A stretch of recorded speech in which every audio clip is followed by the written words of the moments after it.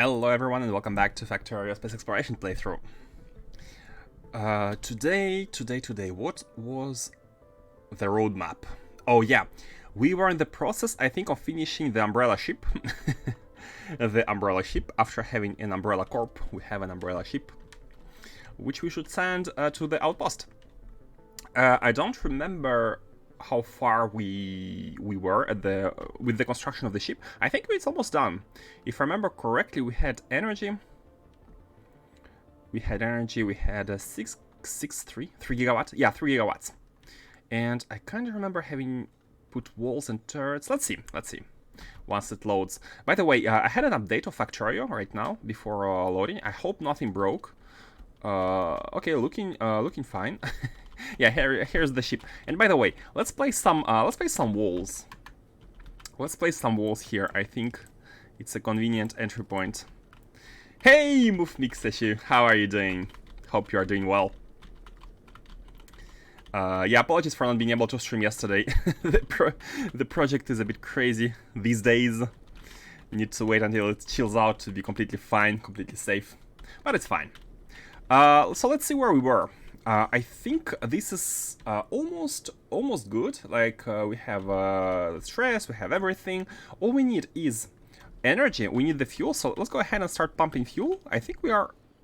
Oh, we are pumping fuel already. Now let me check that we have the antimatter everywhere. I know real life is more. Actually, no, it's not. It's not more important. For me, Factorio is more important. Problem is, if I don't keep working, I cannot pay the bills and stream Factorio. So, okay, define important. The priorities are defined, but personally for me, streams are way more important. Why does it say zero? Why does it say launch energy is still 0? Okay, I just had to rescan it. Okay, cool. So we are good. Is there anything else? I think we are ready. We are probably ready. So we have this one going, which is at 6,000 joules. Let's make sure it's completely charged.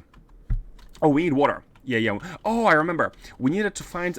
Oops. We needed to find a location for the nice umbrella. A location for the nice umbrella. It can be done here, but again, let's not. You know what? Let's not block the expansion because of the stations. Like this one this one needs nothing. It can be put anywhere, but we need to be bringing water and fuel. So let's think. Where would be a good spot? Actually, one good spot could be above. Because we have these which are going all up to here and not above. And we just need to connect the water and the fuel. Yeah, you know what? Let's do it. Let's just do it. Hello there, General Revan. How are you doing? So I haven't like when I have finished the work and I started playing the game straight away. I jumped into the stream because it was already getting late, so I didn't have time to check your. Oh, by the way, so Revan sent me a belt-based solution for Arcospheres he came up with. And I'd like to look into everyone's solutions, but not right now because I've been advised to wait until DSS4 to look into these. But if you think that they are not like spoiler in terms of what I'm not supposed to know, you can send them already, I think, and we can have a look. I'm planning maybe on making like one full stream where we review and talk about Arcosphere solutions from you guys. I think it could be interesting to compare them. But yeah, Roman, I'm gonna have a look at yours when I have time. Maybe either tomorrow during lunchtime or maybe this weekend. Worst case scenario. Tomorrow is Friday, so. And I'm really excited about seeing what you guys have come up with. Should we place more walls? 2275. I mean, it's not very important. I started some stress testing. It turns out I had one logical error and I needed to fix it. Yeah, you definitely should like do some basic unit testing initially, and then we can check it. Okay. Anyways, yeah, we have dropped a little bit in integrity, but that's not important. Let's find a place to actually feed it, and we need a clamp as well. Let's first put a clamp. clamp?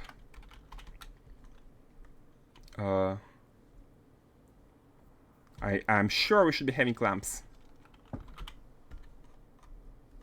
Really? 0? What is this? I don't have the entire mole in the inventory? What's going on? That's not how things are supposed to go. So we have 50 clamps here. So where should we put it? I think, yeah, this is good. A location like this is fine. It fits nicely. Okay, let's launch, and let's find a nice place for it.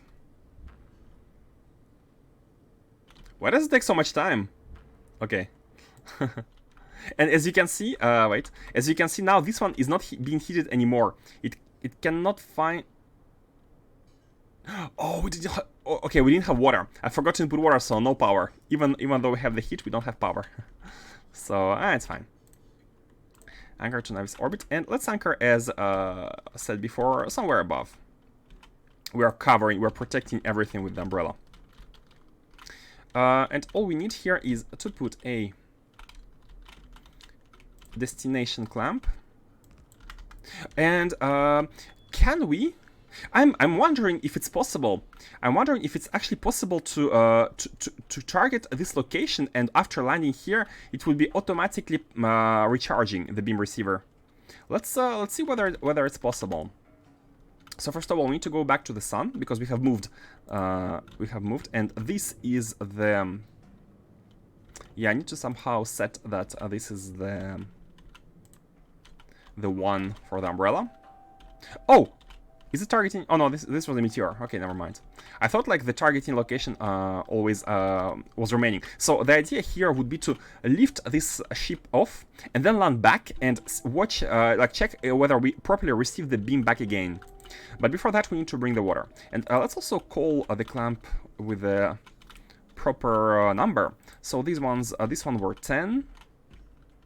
This one was 1054. Shall we just go in a straight? Which one are you? You are the ice holder. Okay, let's go. Let's go 11. Let's go in order, so we're not like lost. Let's go 11 here, and this one's gonna be 11 as well. Let's configure like the basics. So the speed will always be maximal. Oops, I didn't mean to do that. Since we did that already, we can check whether after landing back this is gonna be reconnected, like the beam. So let's set the wire here. What we want to be setting is at least the anchors. So 11 here and 11 here, like that. No landing.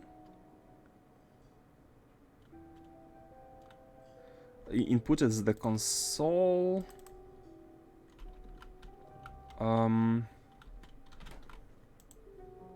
11.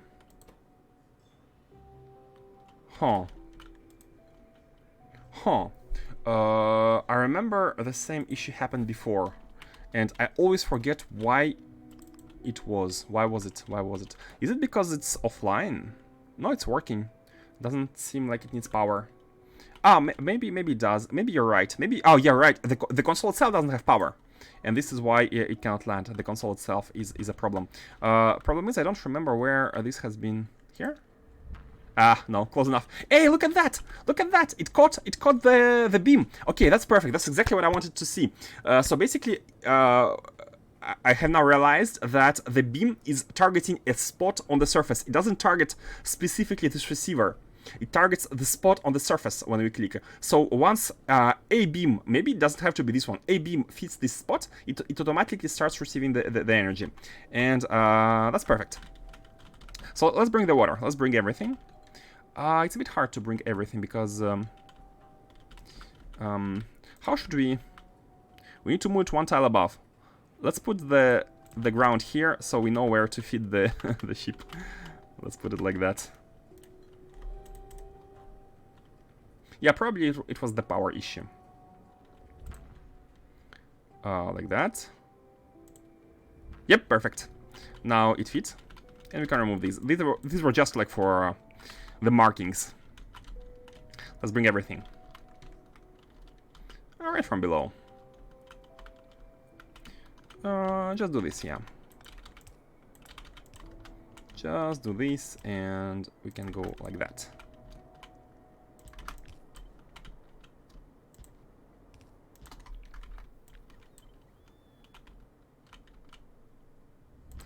Like that, power and water. And by power, I mean the stream. So the stream should go up to here. Oh, one above. And the water is going into these. So I remember I have prepared the lanes somewhere. Oh, this one. Okay, this one, and the symmetrically positioned that one. Like that, and like that. Okay, water is in. It's not in because of the because of the issues with pumps. Like the water is inside these. Yeah, the water is inside, but because of the pump is offline, the pump is offline, cannot input the water inside the tank. So let's put a pylon and connect it to the network to keep it charged. Okay, and now it's powered up. Perfect. Now it's powered up. Are we losing some temperature here? No, we're not. No, like we can't, because we're sending way too much energy for it to lose anything. Or just start flying to test max speed. We're actually gonna be starting flying right away. Once we're full of water. Once we are full of water. Oh. Oh, I almost forgot the wirings. That's important. So, what we need to do is we need to connect the amount of steam here in the tank. Oh, no. Oh, it was not this one. Wait, it was not this one. Bad pump. Before we are overkilling into the water, we need to connect this pump, but we need to connect it through anything. How do we connect the... You know what? I'm gonna put some constant combinators. It's fine. Connect the tanks.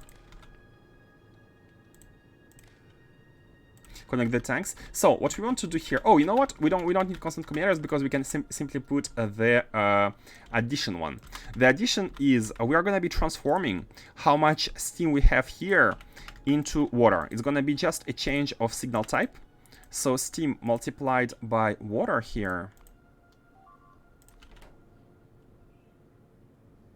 Oh, the meteor at Merlimay. Merlimay is the other sun, which where we have the small Dyson sphere.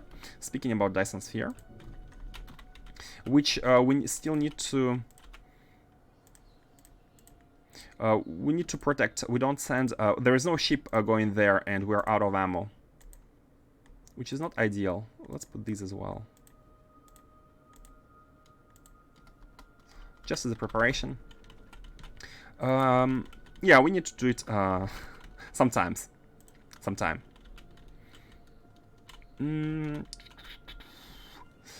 Where was I? Oh yeah, the logic. So the idea here is that we are gonna be checking how much steam we have plus how much water we have, and the sum of both should not be more than one tank worth. And this is how we are gonna be stopping the pump. So we're multiplying steam by 1, and we are outputting the result in terms of water, and we are adding this amount to the amount in the tank, and now the total input of the pump output is 21k of water plus the 0 in the tank, so 21k, and this pump should be working once water levels are below 25k, ensuring that we always have exactly one tank of water plus steam. Either water, or either full water, or full steam, or any sort of in between. One turbine on the left have a red dot. Oh, good point. Let me check it in a second. Gonna fix this. Eagle-eyed move mix issue. The same condition. Okay, we're good. So why are you red indeed? Requires electricity demand and space to output. Yeah. Okay. Let's check the steam here. Oh, I think that's fine. That's because the steam hasn't yet reached. Yeah, it's no ingredients because we don't have enough steam in here, because as the steam flows, it goes first into this one, then into this one, and then it transitions all the way through into that one, but until now we haven't generated enough steam yet. And this one is okay. So this should be good, Now, oh, we don't need to automate it with automatic launch signal or anything. This is literally to protect us once every 10 hours from an imminent CME. And that's what we shall do. So when is the next CME? In 1 hour exactly. So we're gonna witness it in 1 hour. I'm gonna hold on. I'm gonna put an alarm. So it's in 1 minute, in 1 hour and 4 minutes. Let me configure an alarm on my phone. It's exactly 11. So I'm gonna put 11 and 3 minutes. I mean 12 and 3 minutes. So we're not gonna be missing it. 2 minutes. Okay, cool. Alarm in 2 hours and in 1 hour and 2 minutes. We shall check. Should we send it right away? I'm worried that the power there is gonna be decreasing, but that's fine, you know, because even if the power is decreasing there, what's the planet? Taser. It's a small planet. Like, I don't want the power to be depleting while we're stationed there. That's the only thing. But I think that's fine. And also, I don't want the meteors to be heating all of this once we're stationed on the planet. And yeah, let's see max speed. So let's go, Taser.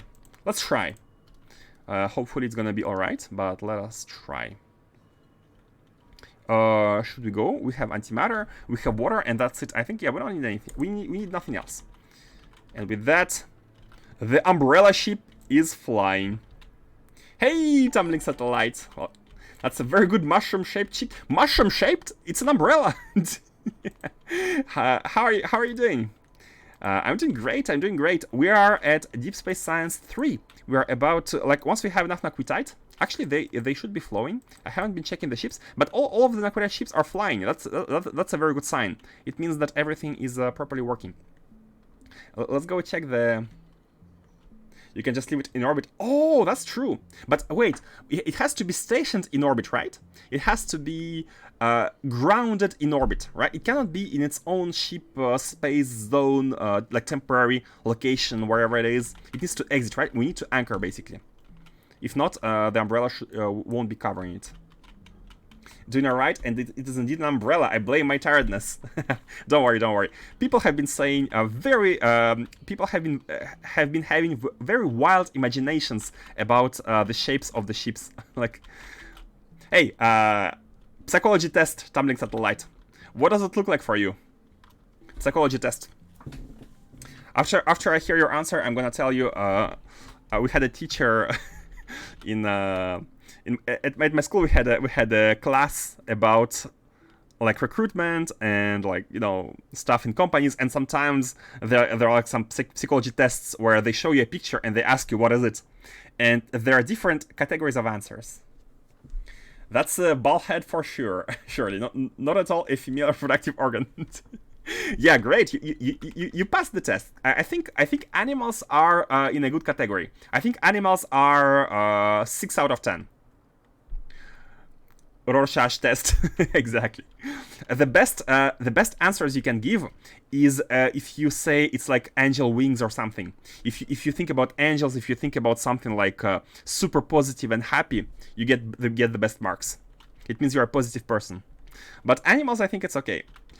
Reproductive organs, I'm not sure which category it falls into, but I know many people see weird stuff. Where is the umbrella? It should be priority 2. I think it has arrived. Oh no, it didn't engage. Oh, we need to always engage. How do we engage? It's fine. It's fine to do it manually. Let's check out max speed. Let's check out whether it's resilient enough. Okay, it wasn't flying for a second. I was worried. The speed is very slowly increasing because of its big size. But big size is not a bad thing. Actually, in this case, big size is even a good thing because it's slower. So meteors are flying slower and it has time to shoot everything. Big size means less speed, means stability. Who sees an angel here? Hopefully some of you guys see an angel. I'm not sure what was in this best category aside from angel wings or something. The only thing I wish was positive about me right now is my ABV. What's ABV?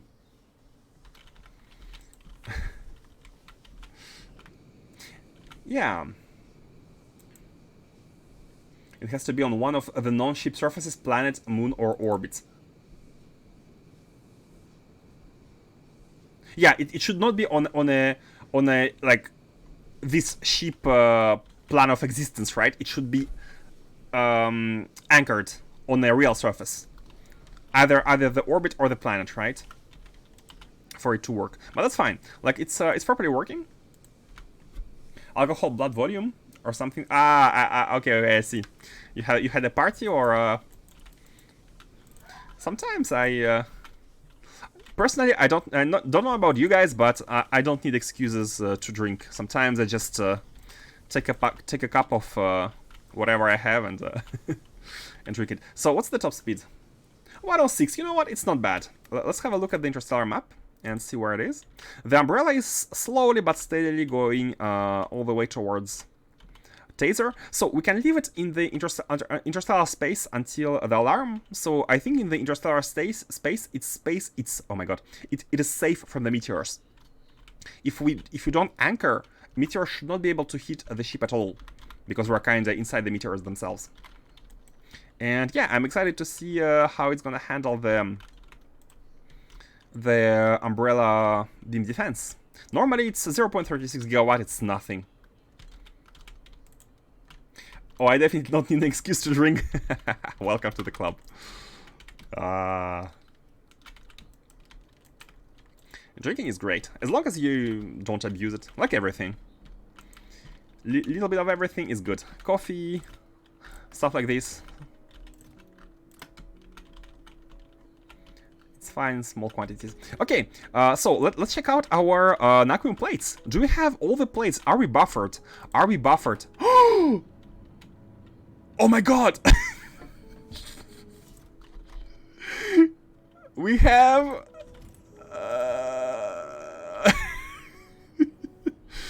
that is not good. That is not good at all. How did that happen? It's like only a small amount. That's some buffer there. Yeah, like the buffer is full. I'm happy about it approximately working. So do we have? Yeah, we have sometimes some liquidite which appears there.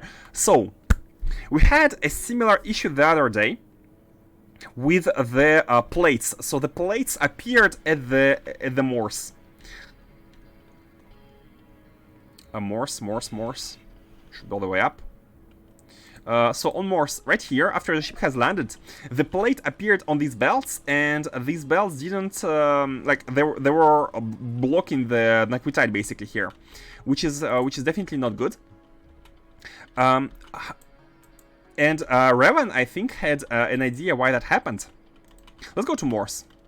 Let's use this opportunity to go to Morse and fix it once and for all, if possible. And actually, I shouldn't have been multiplying transport ships, Nakuum transport ships, before fixing everything, because it's kind of important to have ships properly working before trying to multiply them. So let's go to Morse, and let's see what we can do.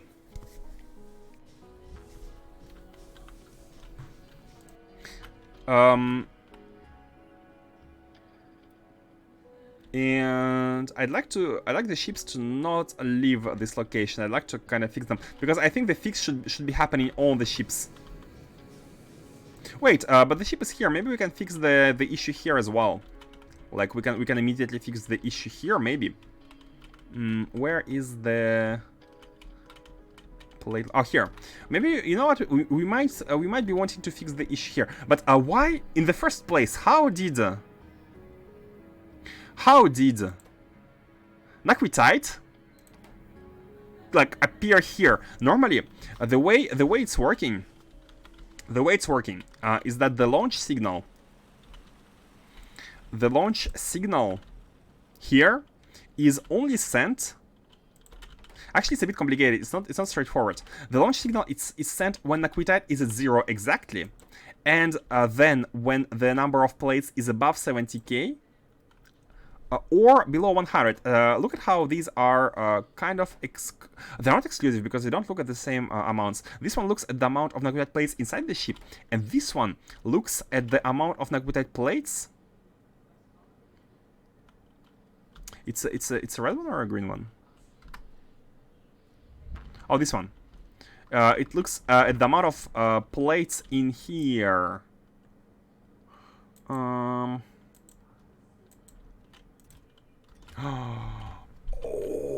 I might know why that happened. Hey, Slay. Welcome, welcome to the Mad Lab. Welcome. How are you doing? Hey, Andy Gaming. Welcome, everyone. We're right now trying to solve the issue of plates somehow being combined with the Naquitite ores inside the chests, and I think I got an idea. By the way, those who play with LTN, I'm sure you guys like me had nightmares about chests having multiple items. Good day. Hope you're doing great. Almost the weekend is almost upon us. So the reason why that is happening, I think, is because here, as you can see, we have 3 conditions which can output the blue signal, right? And this one is checking whether we have exactly 2 which are okay. And in that case, it sets out the launch signal. However, we have 3 different ones here in parallel, and I was assuming incorrectly again that these 2 conditions are exclusive, but they are not. They are not, because they read different things. This one reads the amount of plates inside the ship. It needs to be 70k plates, which I think is close enough to a ship being full, but less than the maximum. And this one reads the amount of plates in the buffer, and that's absolutely possible for them both to be okay and sending blue signals. So we kind of need to have this one and this or this. We need to be a bit smarter here, and I think that should fix it.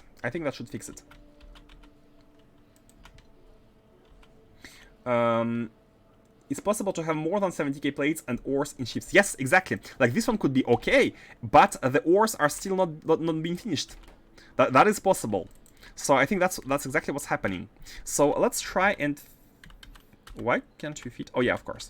So we have this one, right? And we have this one, and we kind of need to say this one and this or this. And like there might be smarter ways to do it, but an easy way to do so would be to basically output, let's say like a yellow signal, whatever. Output a yellow signal inside. Like this one goes here, but this one disconnects, and these 2 yellow signals go here. And once, if it detects a yellow signal, oh, it should be a condition. One of these should be completed. Like this one should always be completed, and one of these should be completed. And you know what? In that case, actually, yellow is not even necessary. It's no, it's better to have yellow just to understand that they're not exactly, they don't play the same role. So here we have yellow signals, passing them inside a decider, and the decider is going to be checking whether there is at least one of them, either the chest full enough with plates, or the buffer is empty. So basically one of these signals is true, and it's going to be passing a blue signal here, and this one is going to be checking indeed that the blue signal is equal to 2. So in all cases, we want Naquitite to be out of the system, and we want one of these to be true. Either buffer empty, so we cannot really input more plates too fast, so we can go, or ship full enough.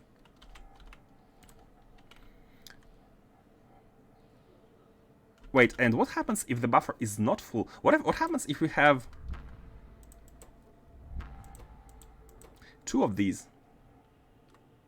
No, if it's 2, it's okay, we want to leave. If we have this one, if we have this one, I want to leave in all cases, right? And if we have this one, we kind of want to leave an OK. Yeah, you know what? That's fine. That's fine. Like, no optimizations are necessary here. And we shall connect it to these. And now it's done. And now it's done. Right now, it's only one. Let's rearrange them for something like this. It works. 2 signals to start. Dude, I have LTN and I have a station requesting 12 different things. No, I don't have multiple item nightmares. I see. I personally was like the one playthrough I did with LTN to kind of discover it, and I was avoiding like sushi trains. I was avoiding them. I was having small, almost like this, like small 1 to 2 trains or 1 to 3, or I don't remember. But yeah, I was avoiding these. So now it should be okay. Now it should be okay. We should be having like we should be waiting until liquidity is 0 in all cases. So now that this is done, let's go ahead and fix fix the issue. I made LTN my B word. Yeah, that's great. That's great. Like when you feel like you fully understand how it works and like use it extensively in detail, you feel good, right? You feel good.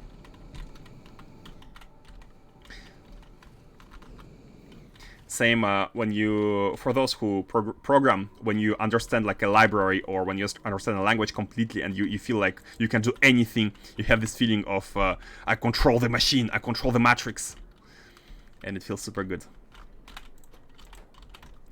Let's hop into our platform. Even have stations supplying 5+ items. Oh, yeah, I never tried that. I wasn't very experienced in. Actually, you know what? I think that playthrough I made with LTN like 5 years ago or so. I don't remember. It was the one where I started to learn circuits. I think that was the one. I learned circuits because of LTN initially. So, first of all, let's. I think there was a station here which delivers. Cubes are okay. Do we have a station delivering plates? I'm not sure.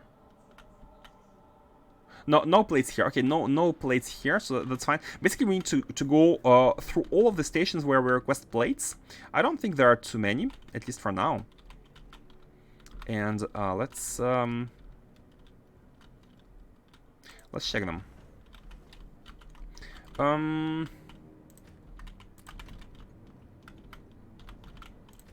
Should be flying.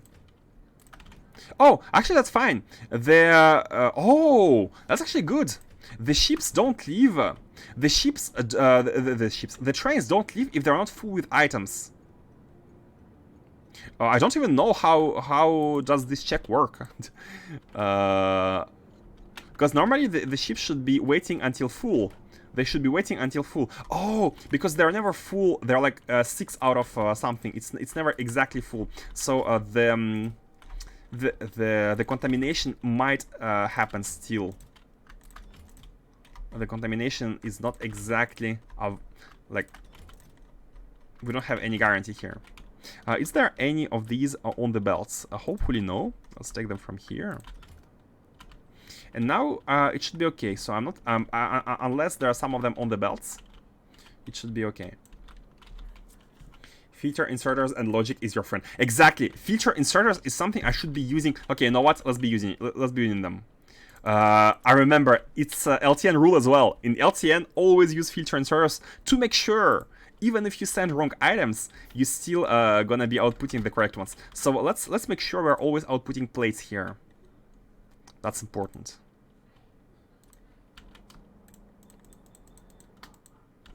Yeah, with this we're making sure we're outputting plates. Oh, how about? Wait, I thought here we're checking the current location, right? A is current location, correct? Let me check. A signal here is. If the spaceship is anchored, then it indicates the anchored zone ID.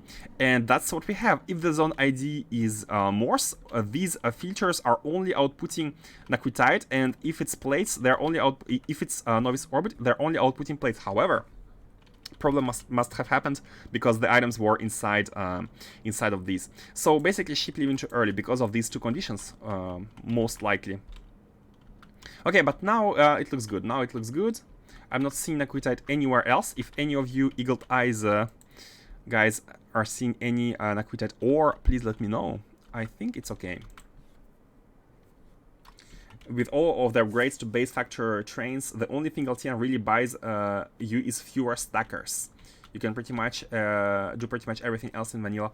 I would argue that prioritization in vanilla is still a bit awkward. I wish there were priority settings on the stations. That would avoid, like, there are of course ways around it, but they are not exactly.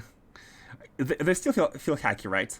Like the thing you did fastest with the signals, like sending red signals to the chain signals or station rail signals. It feels hacky. Like it's a good solution. It works definitely, but it doesn't feel like it feels like it might be done better. But maybe it's just me. The train station priority is the only thing which I feel like might be added to vanilla. But again, I'm by no means an expert in trains, so haven't played with vanilla train in forever. Those plates don't stack too much. Yeah, these plates only stack up to 20, and Naquium stacks only up to 10, which is why it's such a hard job to bring it all the way from there. Let's go ahead and check the locations where we have the plates delivered. Do we have any kind of contamination? And by the way, why don't we have here? Why don't we have them here? There are no trains with this. Oh, these are specific trains. You know what? We can remove the Arcosphere indicator here because it can become a generic station now. Oh no, it can't. It can't because we don't have the because we don't have any trains delivering these to anything. We only have specific trains, and that is fine. We can just add 2 trains here, requesting the plates, and that's gonna be done. We're gonna be having plates on this factory. Another thing, so where I think they are delivered here as well, onto the dark explosive factory. These are the cubes. You cannot find cubes. Oh yeah, the cubes location as well. Cubes production. So let's check this belt and confirm that this one does not have ores anywhere. Okay, looking good, looking good. This belt is looking good. Only plates, no ores. Perfect. Yep. And finally, the factory producing the cubes.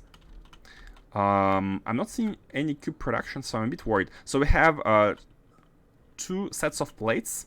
This one is kind of going nowhere, that's fine. And this one is going all the way up. And did we have a contamination? Yes, we did. Yes, we did have a contamination. Although it's not very important, it still works, but it's kind of ugly. So you know what? Let's and it's from Naquium products. Let's quickly fix it, just so it looks less ugly. You can zoom into inserters between chests in loading stations. What do you mean? Zoom into inserters between chests in loading stations. Here, loading station. Zoom into inserters. Yeah, this. What's up? You found a problem? If you want to prioritize stuff in vanilla, you have to hardwire it. Build 2 stations and then prioritize the input. Yeah, you have to kind of like find your way around the problem. I have a rail signal blueprint. I drop down for priorities, not much different than setting it in LTN. I guess, I mean, it depends on how tedious you think the workaround is. If you think it's fine, then sure, priorities are not needed. No, I want to watch it. I can be ores in inserters. You want to become ores in your next life? You can become ores in the inserters. Zoom in ores. You mean the Naquium ores, right? Or plates.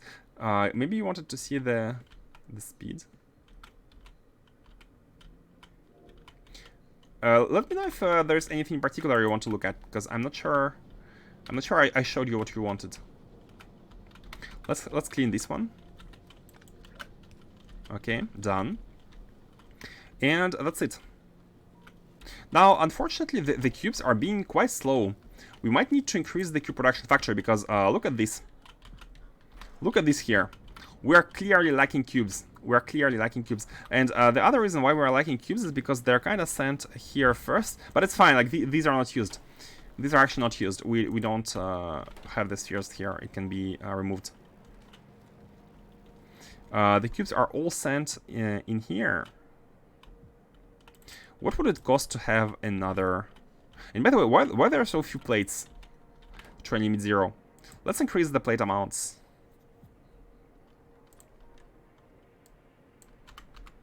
Three trains worth. Here and here. That's like too few plates. Okay. And I think we're good. I think we're good. I'd like to have more cargo wagons. Is it... how easy is it to increase this? I think it's pretty straightforward. I think it's pretty straightforward to copy this right here and double the production. I think it is straightforward because... Wait, are we not... why don't I have splitters? And why does this one stop?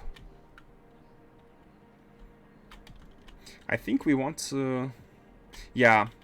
You know what? I think it's easy enough to do it just by asking the robots to do everything. So let's go ahead and copy that.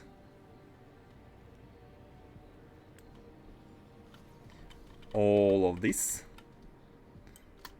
With tiles, create blueprint. And yeah, remove this. We don't need this. Oh, wait a second.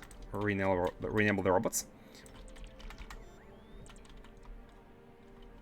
Oh god, gonna run out of space. With the cubes.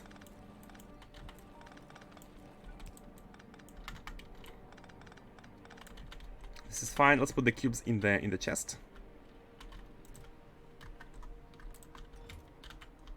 And yeah, ask for the construction. This is all within the network, so it should be pretty... Let's remove these as well. Oops. It should be pretty direct to construct them. No. Stack servers can handle steel, raw naquium. You saw me. They handle only plates. They can handle both, right? Like we don't need to care about the basic inserters. I'm not sure I get exactly what you mean. But yeah, stack inserters, they have stack size of 10, so they can pull all the stack of the raw ores in one swing, which is pretty neat. Oh, and I forgot to disable the robots again. So we do this, and then we place. Then we wait until the robots, base robots place the scaffolding, and then we place everything else. And we can come and connect the belts once everything is placed. In the meanwhile, how is our... Yeah, let's add trains requesting naquitite for the arcospheres, and we shall continue the production of arcospheres. And by the way, before we do so, we might want to be doing the collection of arcospheres. I think that's more important. Where's our collector ship? It's not this one. How is it called? Arcosphere collector ship. Was it this one? Was it Big Bertha Uber? Yeah, it were. Okay, cool. It was that one. A is no shipyard. Y. Let's go there. And let's see. So, do we have the processors now? We do have the cubes, naquium cubes, and we can finally resume the production. The production of these. Yes, arcosphere collectors. Finally. So, guys, Raven actually had run some numbers. Raven had run some numbers about these.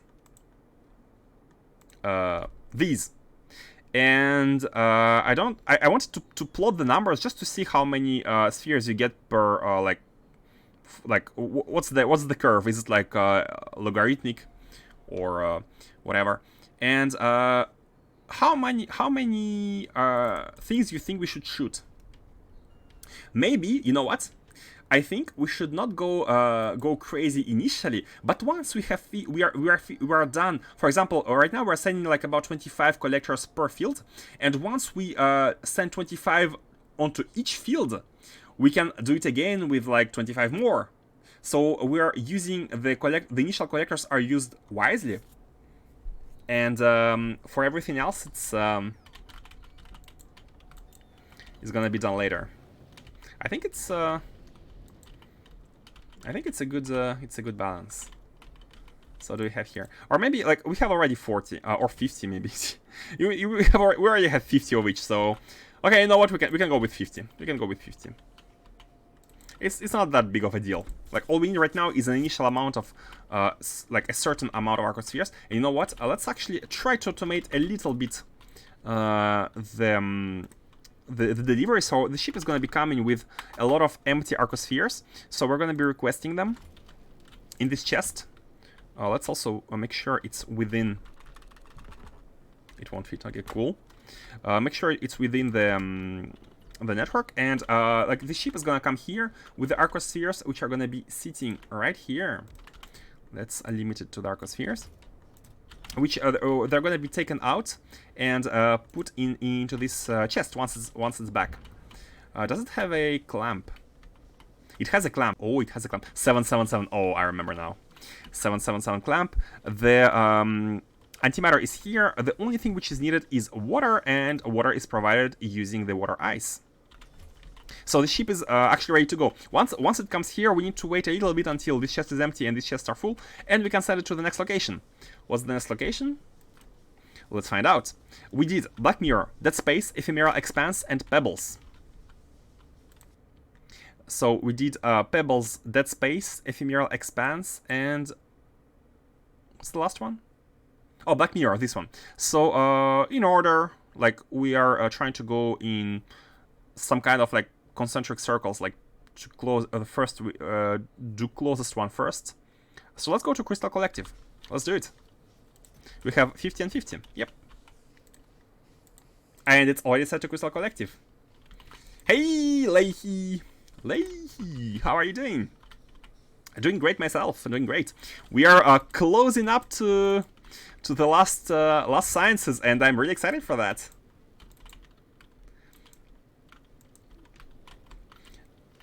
How are you doing? Potentially hack a workaround for an aquarium ore in plate chest issue. Put a requester chest on the ship for a plate's ores and converted at least one warehouse on the processing moon and in orbit, so that will the boss deliver the unwanted items back on the ship. That's a good idea. That's a good idea. So we can even put it in the global network. Like in the novice orbit, we don't have any Naquim ores, so it can be in the global network just in case, and it can be put back into the ship. It can be put back into the buffer chest, and we can be requesting them globally. Yeah, I think that would work. That could work. For the plates, though, if the plates. Yeah, so basically, neither the ores nor the plates are meant to be in the network, in the robot network. So we can just make sure we collect them properly and like use it to get rid of them. Yeah, I think it's a good idea. Doing okay in the middle of moving, so that's fun. Ah, the moving. Usually it's a bit exhausting but exciting. Like personally, I like. Not too often, but moving to a new place is always exciting for me. It's to grab stuff. It's to grab stuff stuck in the undergrounds when ship takes off.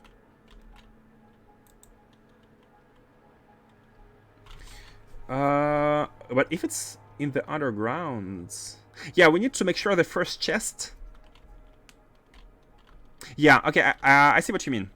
Let's go ahead and while we collect arcospheres, let's go ahead and do that. Right now we're basically waiting on the arcospheres. So let's go ahead and go to them. Let's land manually. Improve this one first, the one where we deliver the plates back.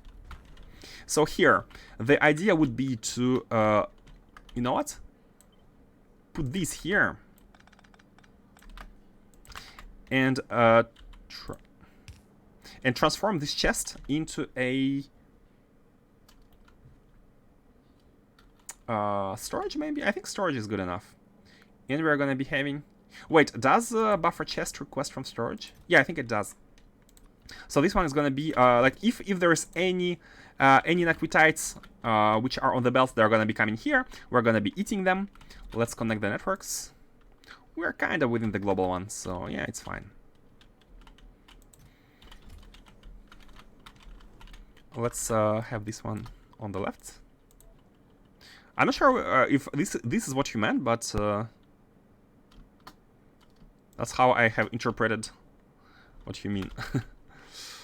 Oh, we don't have any. Oh, let's go to the mall. Oh, we have. No, we have them here.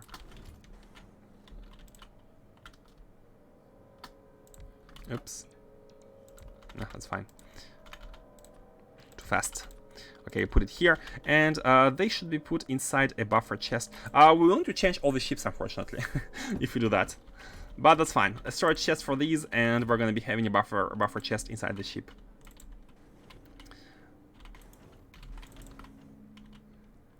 Also, playing AC with that streamer you read and Quatch is lots of fun. Ah, which streamer? Because I read different people. You're playing co-op then. So I think I like this. I think I like this. We'll need to change the ships, but let's go back to the shipyard and go to Morse with our personal ship.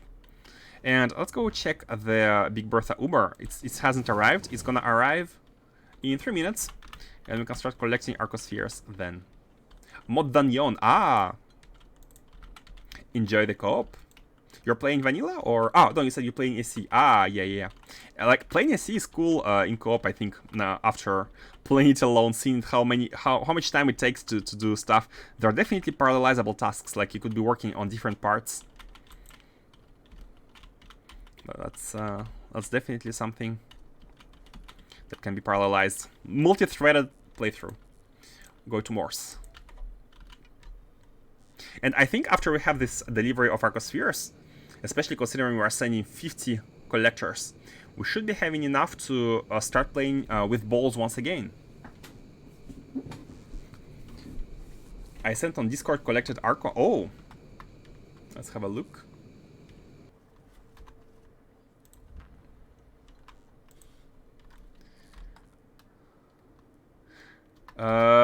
So 5,000 launches produce 500 Arcospheres. 200 launches produce 50. 347 produce 100. Okay, so it's not too bad. It's not too bad. It's becoming 10% at thousands. It's 30% at hundreds. And it's 25% at 200. 30%. Wait!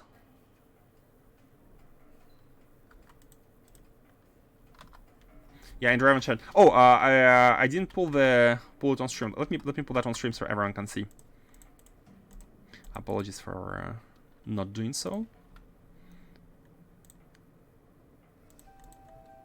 There is something I find weird with this. Here, can you see now? So MoveMix says you send this, and here's what I find weird. 50 Arcospheres collected after 200 launches on Hailstorm. So it's 25% of launches you get in Arcospheres. And here you did less than 2 times as many launches, but you collected more than 2 times Arcospheres. I thought it's decreasing. I thought it's decreasing. How does it work? Why on Stardust you did less than twice launches and you collected more than 2 times Arcospheres? Is there a size, or is there anything else? Ephemeral Expanse is and Revan is yeah. Which version are you using? MoveMix issue. Which version are you using? 0.5 or 0.6? Revan sent this one image for the 0.6. Okay, so it might have changed. It might have changed. Let's see. No, we have the same numbers. 25 collectors is 13 Arcospheres, so we have the same number here. 0.5, yeah, 6,000 make 250. Compare the first two. I don't look at the deep interstellar void because it's the sum of everything. It's separate. But if you mean the ephemeral expanse and this one, so you launch basically 20 times more, 30 times more, and you get 10 times more. For 30 times more launches, you get 10 times more construction. That makes sense. Like, if you consider the curve grows slower and slower, it does make sense. But comparing Hailstorm and Stardust doesn't make sense for me. Why do you launch 1.5 times collectors, but you get 2 times more Acrospheres? It's almost as it's not logarithmic. Maybe there is like some jumps. I'll try to plot out the Revan's results here and see what we can get. Oh, Infostus sent a table. Here's where I was tracking my Arco collection. Void field total accumulated. I see. Oh, you're tracking like individual launches, right? So this is like 1 launch, 2 launch, 3 launch, 4. Oh.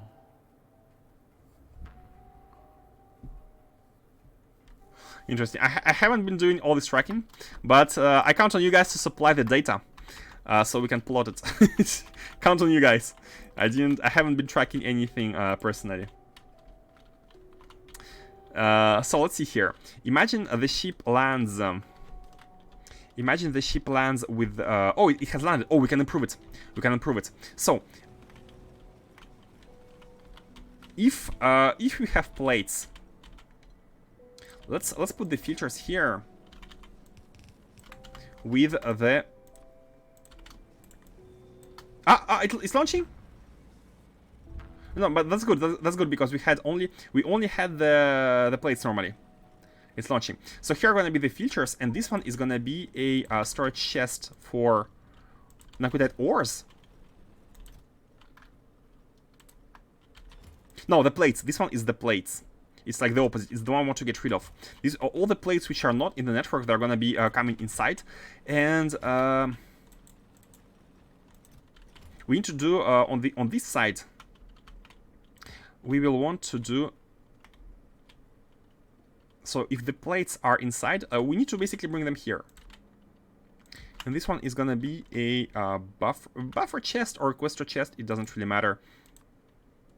Let's have a buffer chest of 500 times 20. 10k plates. So if there are any plates in the network, they're going to be brought here. That's fine. They can be outputted inside here if anything happens. And if we are making sure that we always have the filters, then it's going to be fine. The only thing we need to do is make sure that we have some buffer chests inside the ship asking for ores. And once they arrive here, actually the last chest on each ship can be transformed into ores. This last ship, we can transform this chest into a requester chest of ores, and they shouldn't be exiting. They should never be exiting. So kind of backflow. Or it's actually a bit weird. It's actually a bit weird. If you have ores here, the bots will take a lot of time to come from, because the bots are all sitting at the mall. So if we have an instruction, like if we have some ores here, the time it takes for bots to come here, the ship will already gonna be gone. Maybe it's best to not use robots here, or put a buffer chest, like I don't know, say here, and just put them back into the ship and somehow put them back out. Let's see if that happens again. I have made adjustments to this logic, so let's see if that happens again. If that happens again, I'm gonna bulletproof it completely. And until then, let's collect our prize. Anchor to Crystal Collective. Let's get some Arcospheres. So, we want to build the silo.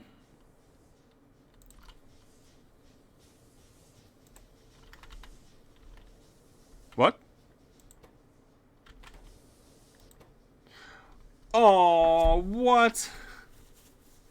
It's anchored within the global network. We don't want that. Oh. Okay, you go back home. It's okay. The problem here is that logistics robots which delivered stuff, they went inside this chest. How can we prevent? There is no way to prevent the robots from not being in the chest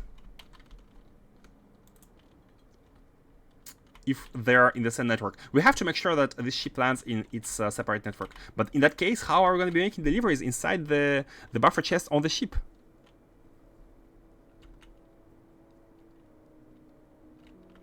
Maybe we need to have a chest near the roboport and kinda...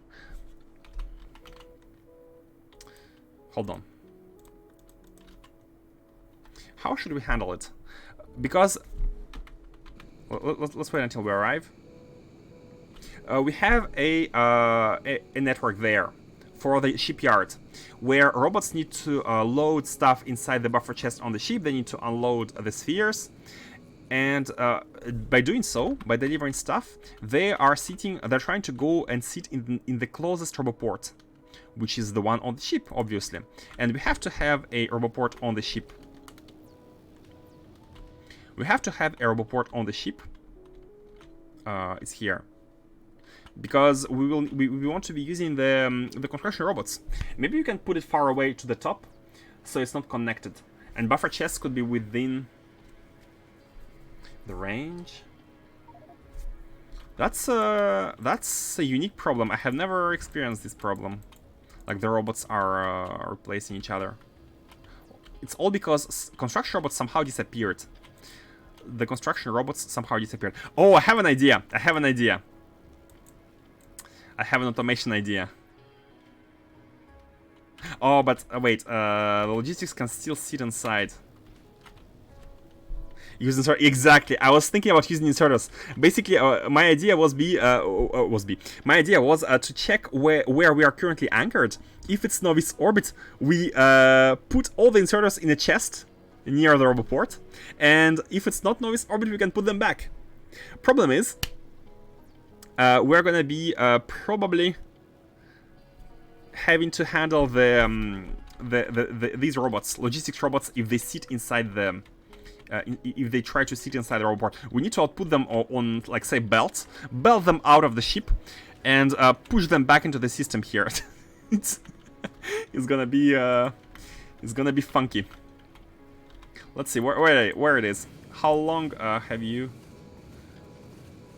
Wait, 4 minutes to go back, wasn't it? Oh, maybe it's like 5 in total. And okay, what can we do in the meanwhile? Like, acrospheres are the things which are blocking us. Let's check the task list. Umbrella ship done, by the way. Coal core mining. Oh, impetus. I mean, this is not exactly urgent. DSS1. Iron canister production with better speed. Again, nothing here is urgent, I feel like. These are all like, tasks. Meh, tasks. Antimatter tile, better speed modules. Collect trash from Mars orbits. That's not gonna happen. This is our trash surface. Nacron processors to find. Oh yeah, we need to build that. Oh, I want to play with acrospheres, but we don't have them. How many gravimetrics here? 6, and you know what? Let's take some gravimetrics and bring them to that location. Finish building stuff. Oh, we can already be preparing for making the products using the acrospheres. Let's go to the mall. And we need to deliver the plates. Yeah, we have work to do. We have work to do. So here, what we need to do is to take some cargo wagons and set up some trains delivering the plates. I think 2 will be enough for now. Or let's have 4, just in case. Build it? Revan has a task. What would you like me to build, sir?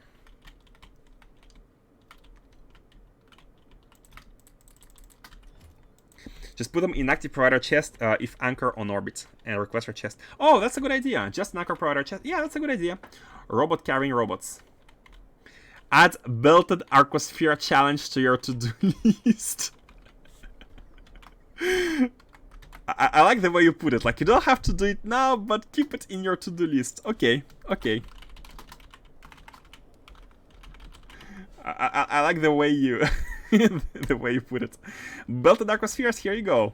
It is a challenge. It is a challenge. Thing is, I only have right now one solution for balancing Arcospheres. I only have this one carefully calculated solution. And if we go ahead and reuse the same solution, but like replacing these with belts, it might work, but it's gonna take again a ton of Arcospheres. Or we can try to make a solution which only uses every single recipe once. That could be a challenge.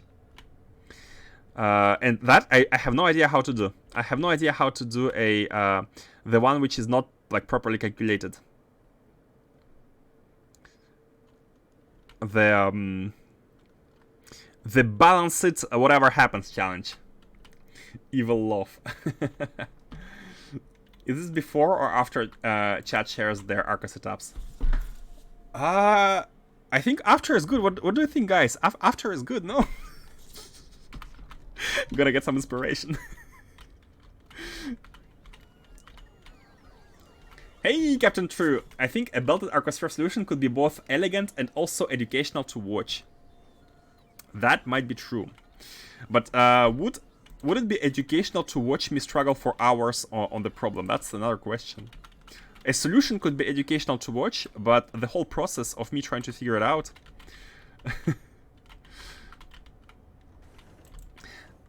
I mean, I think it's quote-unquote easy to do the same solution with belts, like replace these chests with belts.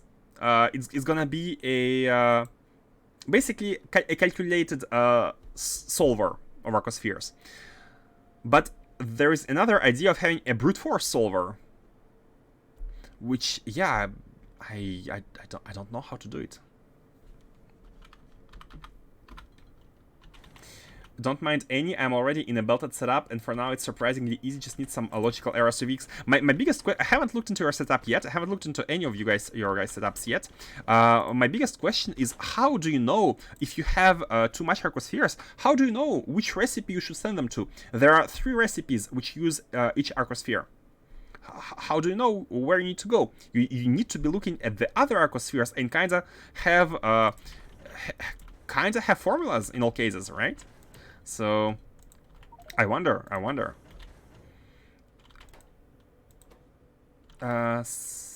Where we need to go? We need to go to the Arcospheres. Oh, and before we do so, let's grab some buildings. The balancing buildings. Don't remember. Oh, these ones. No, not these ones. Should be somewhere here. Okay, let's grab a bunch, because all these buildings are gonna be needed when building, making builds for Arcosphere related products. Yeah, let's go there. Just some logical errors to fix ad nauseam for eternity. Exactly. Exactly. I feel like whenever I have to build something without having solved it theoretically, I feel like I am. Not being efficient is not the good word. I feel like I'm being clueless. Completely clueless when it comes to not theorized and ironed out the theorization beforehand. Do we have enough of these? Maybe yes. Which are you? Oh, you are the... And we do have trains. Oh, okay, cool. We do have trains. Which... Hold on a second.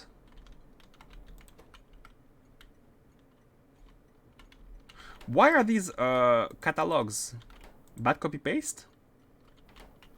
Probably bad copy paste.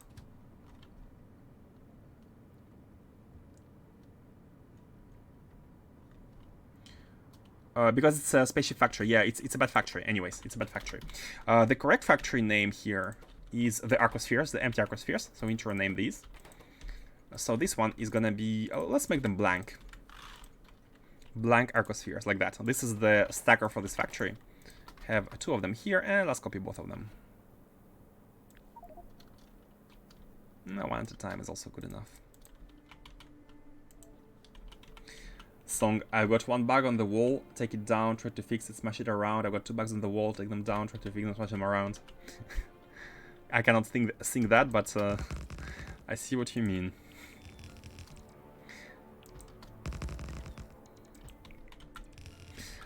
It's like, guys, I have 1 problem, the Arcospheres. Next day, guys, I have 8 problems. The 8 Arcosphere recipes.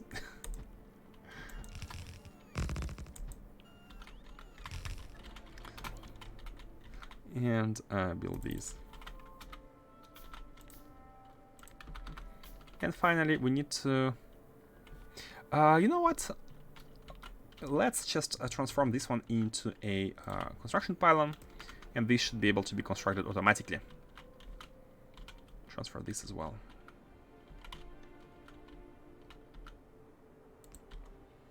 Yeah, that's fine. Clearly not a songwriter, but you get the idea, yeah. I don't remember where I heard that one. It definitely sounds familiar. Like counting something while singing. Oh, where are the radars?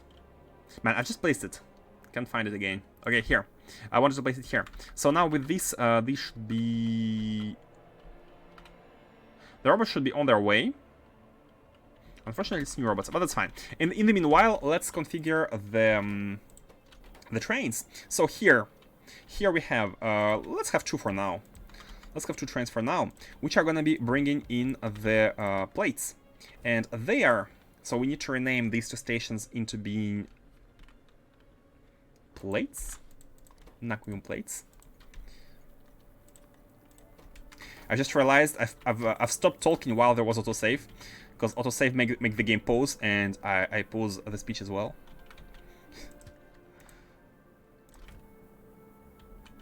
Yeah. And let's go with the settings.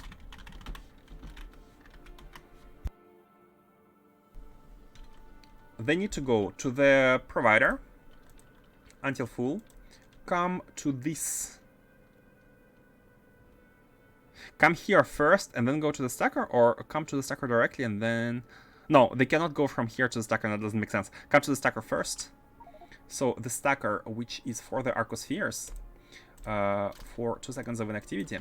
And then you go to the requester until empty. And off you go. And I'm happy to see that they are flowing. They are going. Oh, and by the way, we had the build to paste here. I can hardly find stuff in this base now. So many things. We had this one. I still have it in the clipboard. Nice. Okay, paste it. All of this is going to be added, and we can come and bring the belts. Oh, and I think the spaceship has arrived. I think the spaceship must have arrived. Let's go to the... Wait. Let's build these. Put them in a chest here. They're gonna be useful. Wait, what? No. And go back. We need these spheres. We need more of them. All the collectors. Go to the yard. Okay, so the idea, and I think I like your idea, Move Mix Issue. I like your idea about handling the situation. Oh, I think I forgot to have the automated signal. Big Bertha Uber. No, I didn't. It's at novice orbit, but it cannot anchor? Hold on a second. 777 to 777. We have the 777 here. And do we have... Yeah, we have the 777 here. What's going on? Does it need power? No.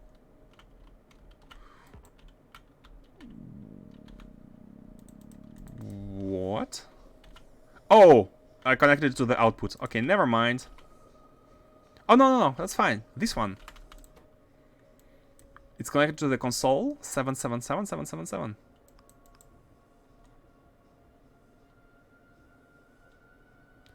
Huh. I remember having this problem multiple times, solving it, and now I forgot why. Oh, because we have a second one. Okay, and the signals are added to one another. Okay, never mind. Easy enough this time. We had 2 combinators. 99 beers on the wall. Ah, that was it. That was it. I don't know how you say in English. In French, we say chanson paillarde, like paillard songs, if I can transpose it. The songs people sing while drinking. Don't know the term.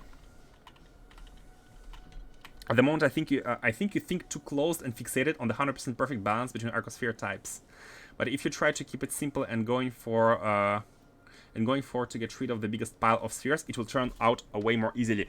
Thing is, because right now I know the theoretical solution, I also know that when you want to transform the spheres, like when you want to balance the spheres, it's a straightforward step. It's a very specific, straightforward chain of transformations, which, like for example, let's say you have too much spheres of a very specific type, and you want to balance them out, and you have multiple machines which are able to have them as inputs.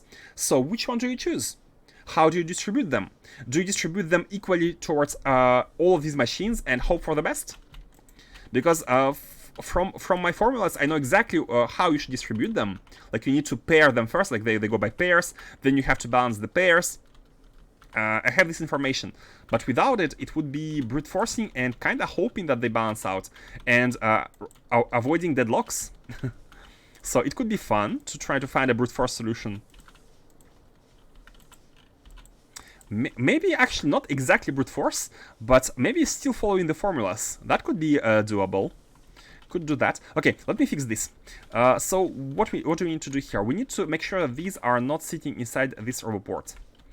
And for that, let's make sure we have always a requester chest for...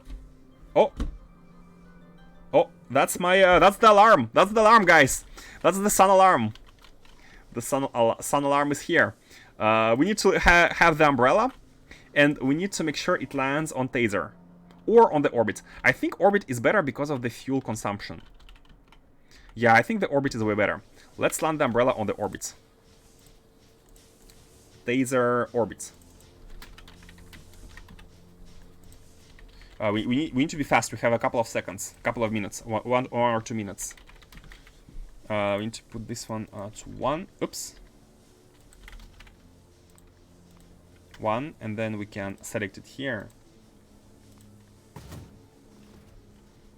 Move to the orbit. It's so slow. Like the starting speed is so slow. Anchor to Taser orbit. Doesn't matter where. And we should be protected. We should be protected. Normally. What's the energy situation? We can handle up to 3 gigawatts. Yeah. Let's see how it goes. So where is the energy beam? 20 minutes? Okay, never mind. 20 minutes, really? How did I miscalculate that?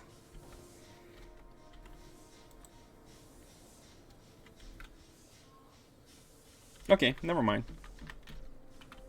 Round songs? Ah. Never heard that word, that term. How does an umbrella travel at 106 mph? Hurricane force winds? Or is it still tropical storm? Yeah, it might be the tropical storm, or maybe the northern winds, who knows? Your EPS is down. Oh, this is how... Oh, you are smart. I have not thought about this at all. It's because of the EPS, the time is a relative thing, guys. Einstein has said so. Because of the UPS, the time is dilated. Indeed, indeed. Guys, you have all figured it out. I have not thought about this. So what we want to have here is, let's say 50 of these. Let's say 50 of these. Yep. And we want to get rid of these. That's easy enough.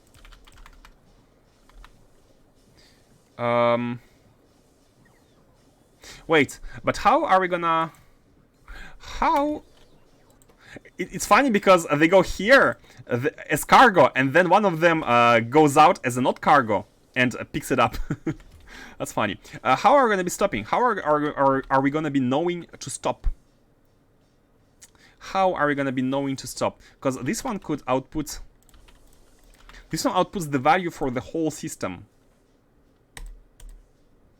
Right? It reads the value for the whole system.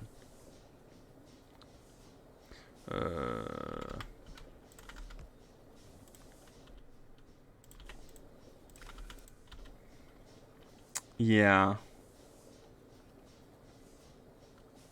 Maybe we just need to do a small delta. It's fine to read the values for the whole system. Ah, but no.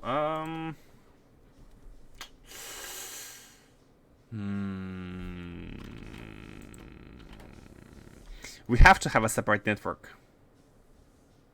We have to. But if we have a separate network, like these chests are not going to be able to be served.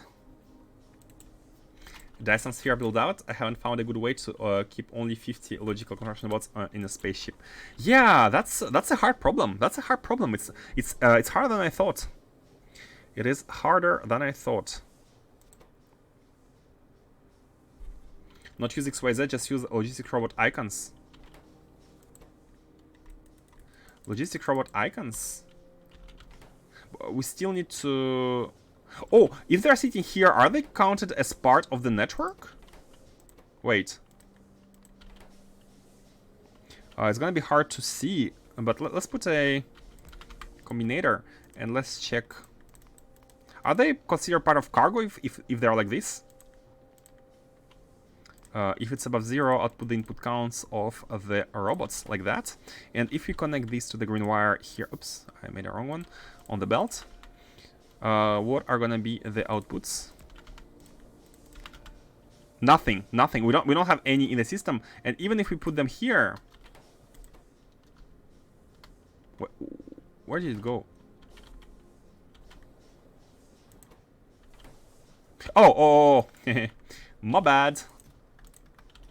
My bad. This should be a feature.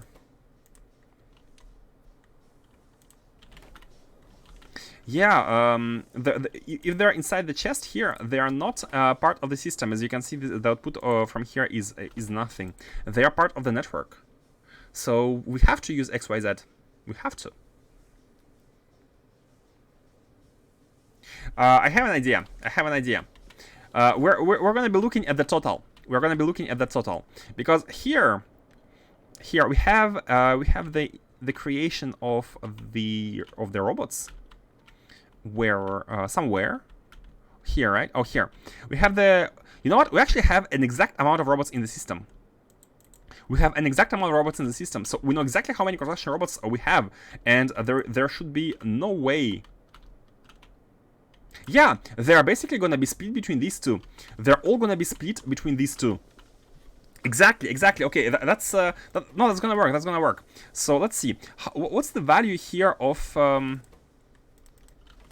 what's the value here of the robots? There is a total and there is available ones, right? Why? Wait, what? Oh, no, never mind. The available construction bots, Z is total construction bots. So we know that we have 570 total construction bots. So this one should be working until... this one should be working while construction bots are below... Until they are minus current. Yeah, we have to handle 2 cases. But the construction bots here should be below the amount of 217. No, you're outputting green signal. We're gonna be using green signal when the construction robots are below 517 construction plus 50 that we want. 517 plus 50. 567. You are gonna be enabled. You are gonna be enabled in this case. But this should only be valid. This should only be valid when we are anchored here. When we are anchored here. So we're gonna be having a second condition here, which is gonna be coming from the console.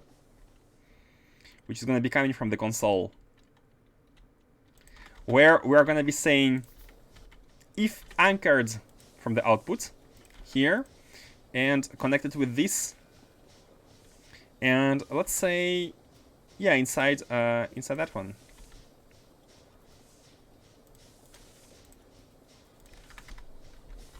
Like that. If A here is equal to what's A? 2 to 2. Yeah, novice orbit 2 to 2. If we are anchored on novice orbit, we are outputting. Let's have blue signal because it's our green is immediately go, and blue signal is almost there, but we still need to check the count. So if we are anchored on novice orbit and if the amount is below 267, only then you should input 50 logistics robots in the chest. And you know what? I'm not gonna do it 17. I'm gonna do it 17 because we're gonna be taking 50 and putting them inside the chest. Wait, but what happens? Yeah, up to 517, because what we want to be doing.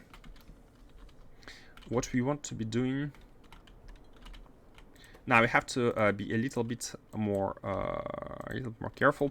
Let's say 400. Let's say 400. And what we want to do is to output some of the robots of the system inside their inside their chests, just in case we have too much of them. Problem is they are sitting at many different roboports. They can be sitting at many different roboports. So how can we make sure that we are able to take them? That is a little bit. I think we have to kind of pray here, because oops, oh my god. There is no way. There is no way to actually to get them out of here, like to get them out of any roboport. We have to specify the roboports we want to get out. A requester chest that is always full of 50 bots. It only inserts when bots are below 50.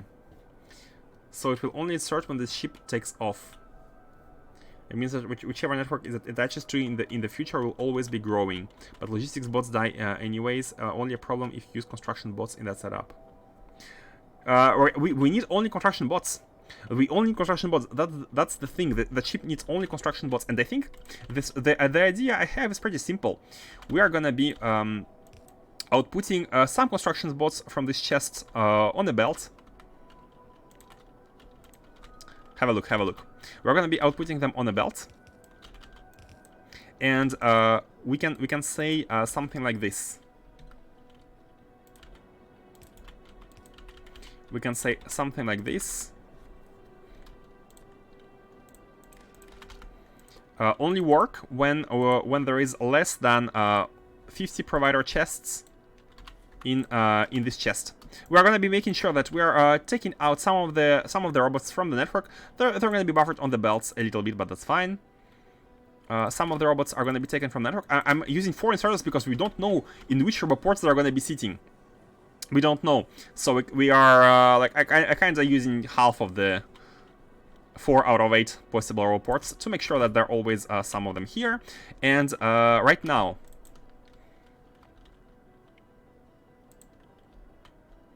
$50 of them are sent here. So 50 of them are going to be buffered in this storage chest, And this one should be inserting. Right now we have how many? 382. I think we have used too much robots in the buffer, which is fine. Let's lower it again. Right now we have 382 in the buffer because of these two, so 380 in total. Minus 50. Oh, and this one should be enabled when blue is equal to 2. Like that. Both of these should be verified. So this one is checking whether we are below 400 in total. And in that case, it's going to be enabled. And this one is checking whether we are on this location. And this one is always outputting these inside a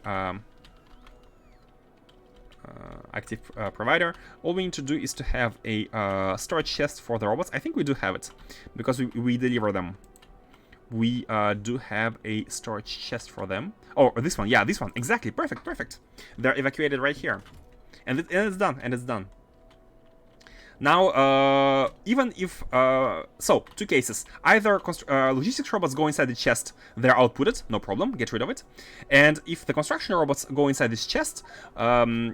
I mean, if there is enough of them here, we're going to be making sure that there is up to a certain amount of them in the network. And that amount should be calculated carefully, because right now we have kind of overflown it. But this is fine. What's the amount of the network? 500... Oh yeah, the same 517.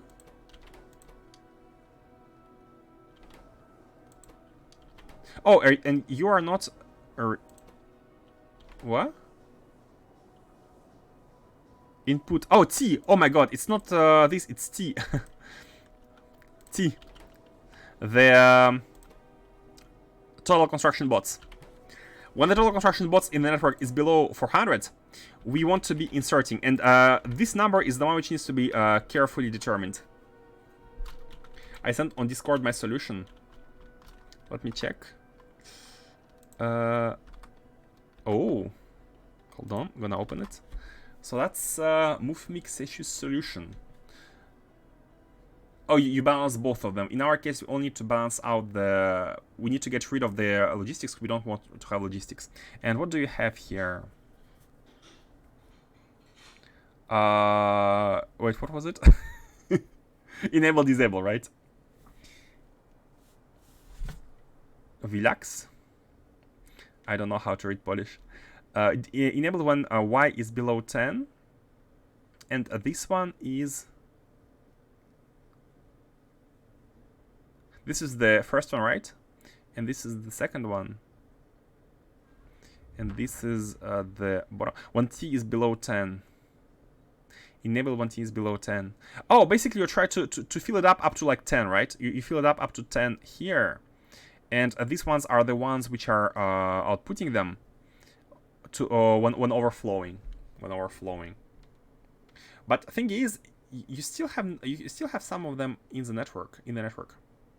T-Stock construction robots. What's the gain for?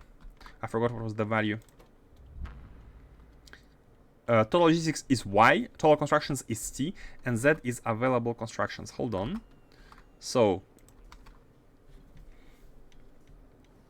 let's have a look at the construction ones. It's this one, I guess. Yeah. When total number of construction bots is below 10, you input some of them in the system. Okay, like one swing. And then when do they get out? They get out here when they're above 100. And when the logistics are below 10, you input them, and they get out when they're above 100.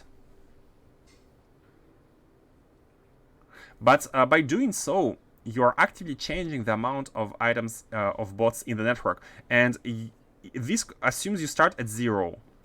But in our case, we don't start at 0. In our case, we are part of the existing network with an existing amount of them, which makes it more which makes it different, I guess. No.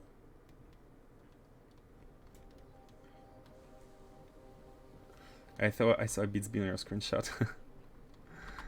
I think that's next to the minimap.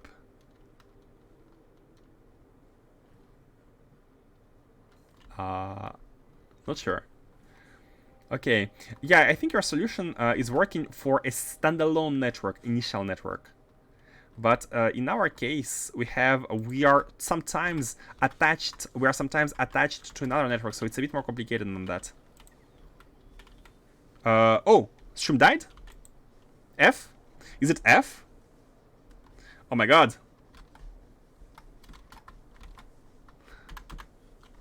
Hello? Hello? Are we back? Stream died. Oh my god. Man, these jumps are happening.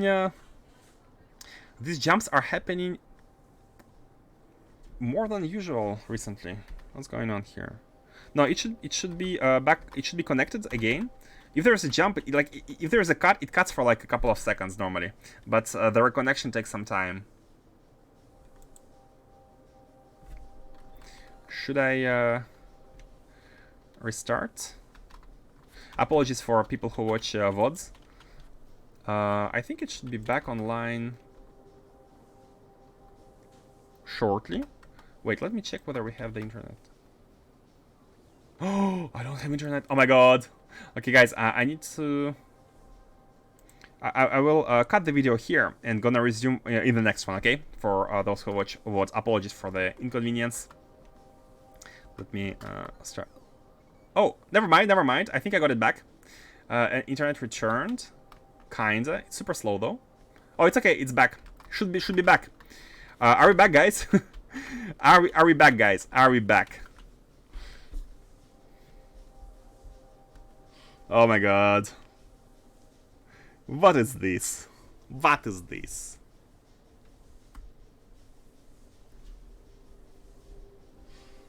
What is this? Should be back. Could someone confirm? Could someone please confirm that everything is okay now? It was one of the biggest cuts ever. Hey, Revan! Oh, thank God, thank God. It was one of the biggest cuts. It lasted for about 30 seconds, 30 seconds to a minute. That was higher than usual. So yeah, it's apologies for that. My internet is playful today, to say the least. So basically, what I was saying is that I understand your setup, Morphmix issue, and it's the one where you control the amount of bots in one network. But in our case, we are kind of ad hoc. We are attached to another network where we need to be careful about the amount of bots inside it. And the idea was to steal 50 of them, is to take 50 bots and use them here. So as you can see, when we are below, let's not have 500, let's have 450. When we are below 450, we are inserting them. So just make sure some of them are here, and it's fine. Welcome back. Thank you. Apologies for the cut, guys. In Japan, they have great internet, but it cuts often. Well, oh well. What can I do? So yeah, I think we're good. It's fine. Let's go. Let's go. We need to exit the ship, and we shall go to the Expanse. Ephemeral, not the Expanse, the Crystal Collective. That's where we needed to go.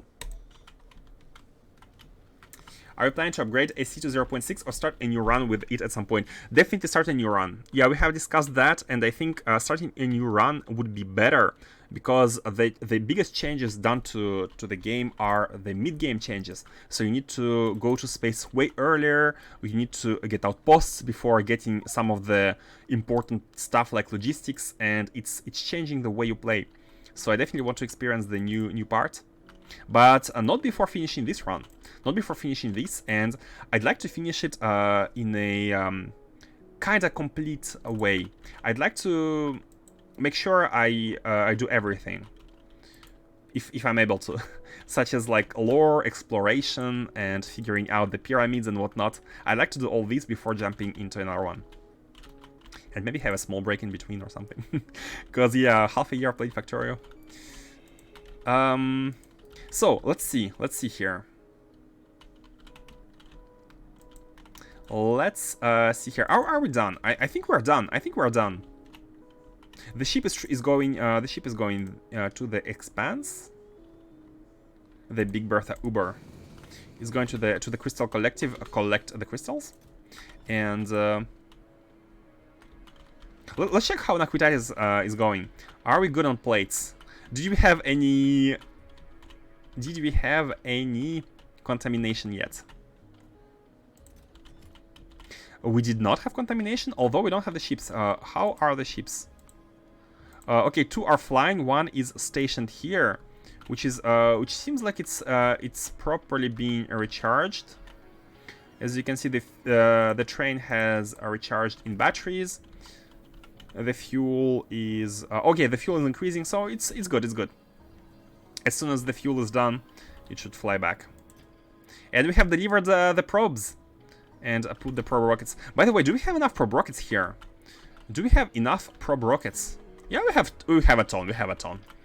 Nothing to worry about. And the Arcospheres also are being done. Do we have the void cubes? Vacuum cubes? Yeah, we do. And how is the production? Oh yeah, we need to connect the belts for the cubes. Okay, while we are waiting for the Arcospheres, we can finish connecting the belts for the cubes. Let's go. Arcospheres, not Arcospheres. No, not D. N. For Naquium. Forgetting these. Okay. Let's connect the belts and bootstrap the second production of these.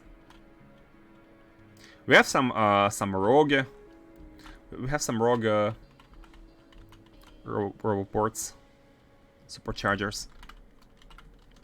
So these need, first of all, 2 belts of Naquitite. Let's go ahead and get them because they're here. All of them are here. Oh, we need the landfill. No problem. We have a lot of landfill here in the spaceship, in the moving platform. By the way, Faustus, what are your impressions, if you are still here? What are your impressions of the 0.6? You are, I think you should be quite advanced right now, no? You should be. I mean, if you have been playing, if you have been expanding your factory as you should, you should be advanced. So where do they go? The first 2 are going there. In the middle. Okay. So the 2 new Naquitite belts. More cube. As you can see, this belt of cubes is quite low. So it's something that needs to be increased, and now we can, which is perfect. Let's jump here. Jump here, and I think what we can do is basically copy these.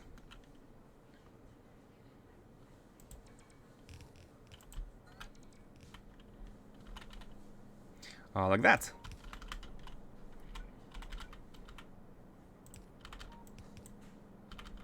Like that. So the plates are flowing. What else? Okay, these. So in order to handle these, we need to check. The how much do we need? Do we need another belt? Do we not need another belt? Let's check it out. And I think, like in this case, we don't need it because they are on a half a belt each. So at minimum, we need to be having. We can be having 2 belts each, and there is a way to do just that. There is a way to just that with a very nice blueprint we have right here, which is a funky little speeder. And the way it works is basically doing this. And this is gonna be the second one coming in right here. This blueprint basically splits each half of the belt. It puts 1 half here, 1 half here, and then 1 half here, 1 half here. Splits them equally. And it's the one which needs to go right here. What a beautiful bus! You like it? I know you like buses. Nah, as I said before, it's fine. I don't mind buses inside sub-factories. What I mind is a mega bus across the whole base. That I do not like a lot. But aside from this, it's okay. So we need material testing packs, which should be coming in right here.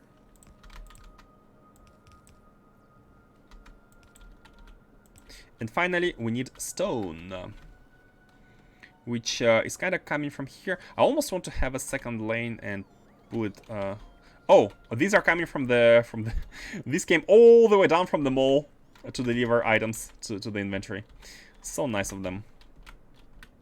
We have a belt of stone at the bottom, but do we want to? You know what? By the way, this is unneeded. Let's just take it from here. I think taking it from here is easier. That's fine. And we have it. So once the stone kicks in, we should be having yet another belt. Not belt, but partial belt of Naquitite. Let's merge them. It's not exactly... yeah, let's not respect the bus rules. We're not here to respect bus rules, are we? Oh, something is still missing. Oh, the chemical gel. The chemical gel. Let's do it here. For some reason, I feel good about not respecting the bus rules. That was not the best one, but it can be fixed by doing it like that. Bam! Chemical gel is here. So, and that's literally the only thing which is stopping us from making more. And here is gonna be on the bottom. There's an easy fix to that, and that is to do it like this. So now these are on the top of the belt, and these are gonna be coming on the bottom of the belt. They're gonna be merged. So now we have twice as many Naquitite cubes, just like that. And that's the beauty of copy-pastable, scalable, tileable blueprints. If we need more cubes, we can just copy-paste this, and as long as we have the inputs. Now, as you can see, however, we have multiplied by 2 the number of Naquitite we have, and we have 4 flowing belts of Naquitite, because let me remind you that this build, what we have, the Naquium cubes built here, is requiring 2 belts of Naquium plates in order to produce 0.126 belts of cubes, which is the ratios are crazy high. Hopefully, we're not going to be needing cubes for a while. And there, as you can see, the buffer is almost full. All we need to make sure, like the only thing we need to make sure of is that we have enough of them. Okay, let's have a look at the holders. My worst worry here is that we don't have the holders. Oh, and also, oh, guys, what's the status of the CME? Oh, we missed the CME. We missed the CME. Oh no. Oh no. Let's have a look at the umbrella. Wait. Coronal mass ejection has arrived. When was it? Taser. No, we're protecting, right? Yeah, we're at taser orbit, so we should be protecting. Did we have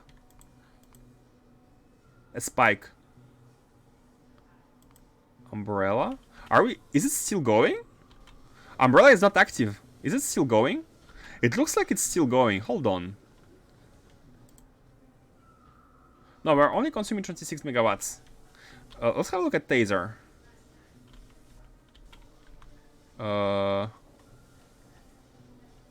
We are at taser orbit. Come on. Taser.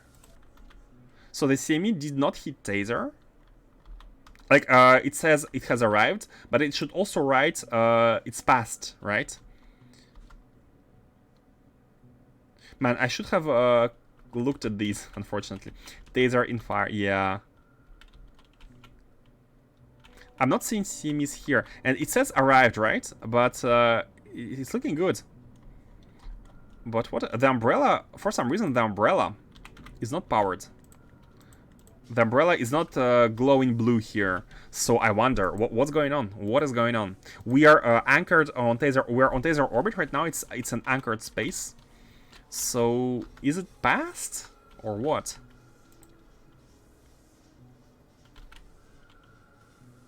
Again, checking the consumption. It's nothing. Nothing. It's almost like nothing happened.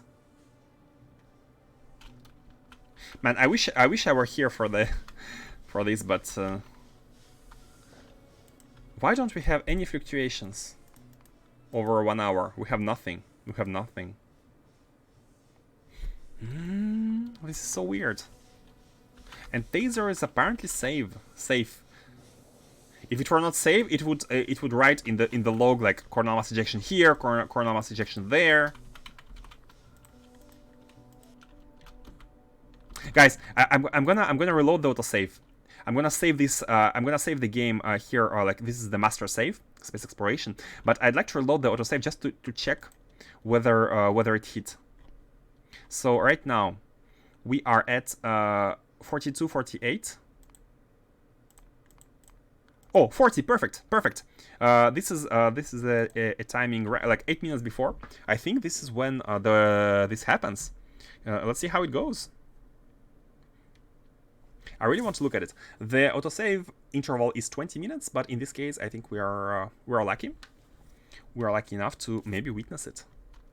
I have a feeling that something didn't work. Like there was no data.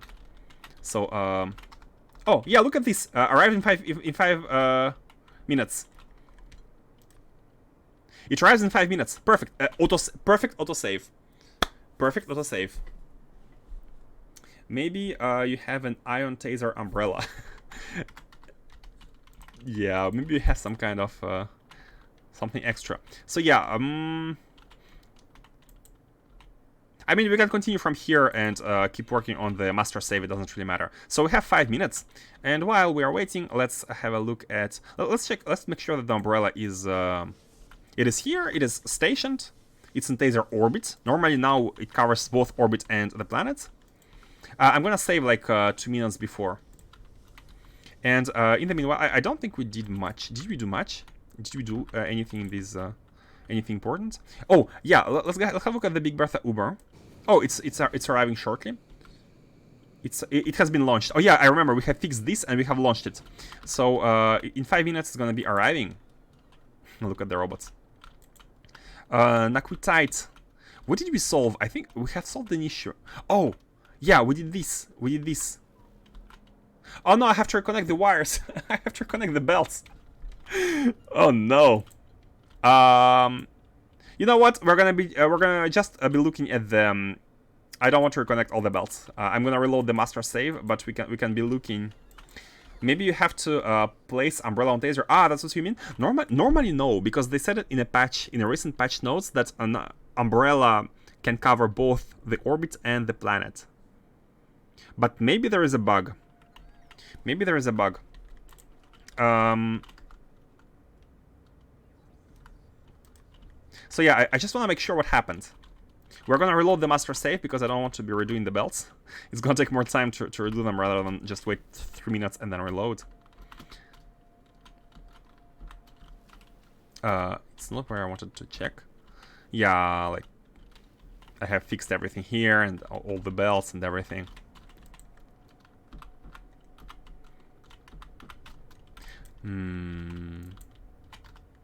This is really weird. 3 minutes. 3 minutes to wait. Maybe it didn't work. Maybe it didn't work because... What could be a reason? No, but it said it had started. It should also write it has ended. But nothing was happening and no beams, umbrella offline. Is there any other planet called Taser? Normally no. I hope no. Would be weird. By the way, who is naming the planets? Is there any brain? Any brain sitting somewhere naming the planets? I'm not sure what we can do while waiting. Let's have a look at the... Let's see if we can find any issue with anything, and that we can mark as like fixing for fixing. Mars. Let's have a look at Mars, and let's check all the core mining. So this is the new stone core mining, and by the way, it is offline. Oh, it is offline because it doesn't know where to send it. Everything we are. Oh, guys, we need to produce the landfill, automate the production of landfill, based on this. And the way to do it, I think I'd like to use this chest. I'd like to use this chest. So we're gonna be still having buffers, and when we have more than I don't know, when this chest is 80% full, we can produce landfill out of it. So once there is nothing here, once there is nothing, we can stop. We can stop. What's the time? 1:30 seconds. I'm gonna save at let's say 30 seconds. 1 minute. I'm gonna save a temporary file, and we are gonna resume the master save right after. Yeah. So do this. Do this. Then let's have a look at other ones. Vulcanite is good. I think the ship should be flying. Where's the ship? The ship with Vulcanite is... Oh, there is one sitting here waiting to be full. As you can see, every core miner is working.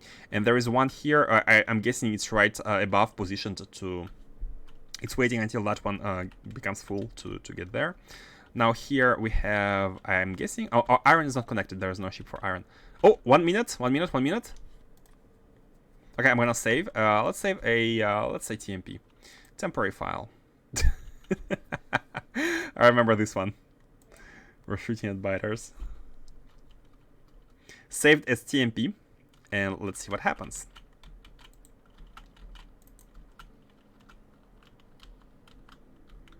Not you.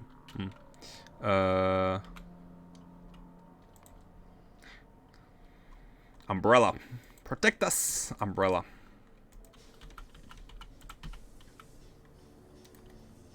$40 seconds. I guess 40 seconds plus delta because of the UPS.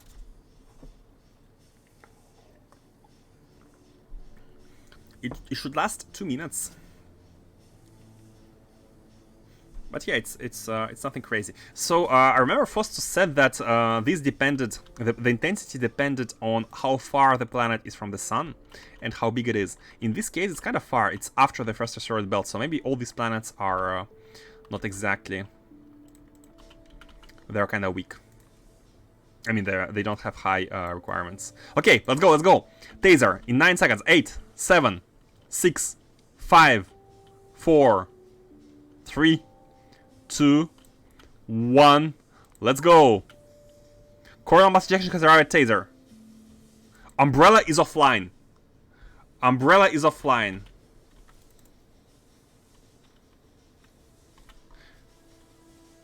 Look on power consumption. Nothing. Nothing. It's offline. It's offline. Happy New Year! Happy New Year. So, Taser orbit doesn't work.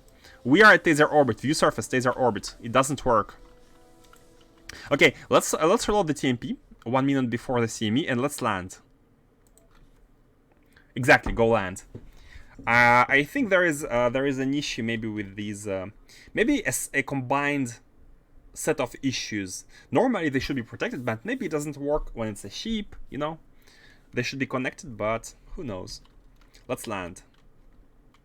No, right now we are 1 minute away from it.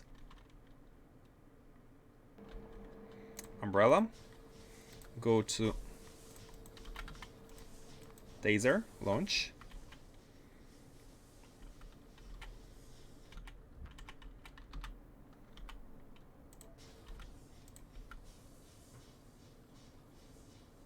And anchor. Now we are on Taser. But we didn't even detect the... Okay, anchored. Protecting Taser. Guys, how do you like the ship?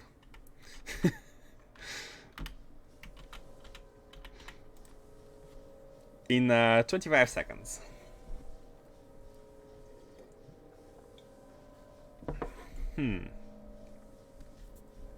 I wonder.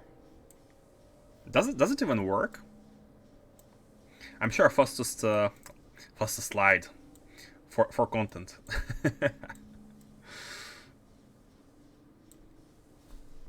7 seconds. 6, 5, 4, 3, 2, 1.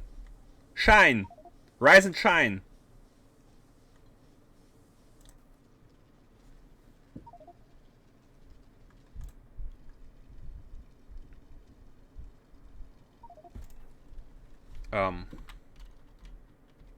Fastest! Wait, it's an umbrella, right? It's an umbrella, and it's powered. It is powered by the ship. Energy consumption is nothing.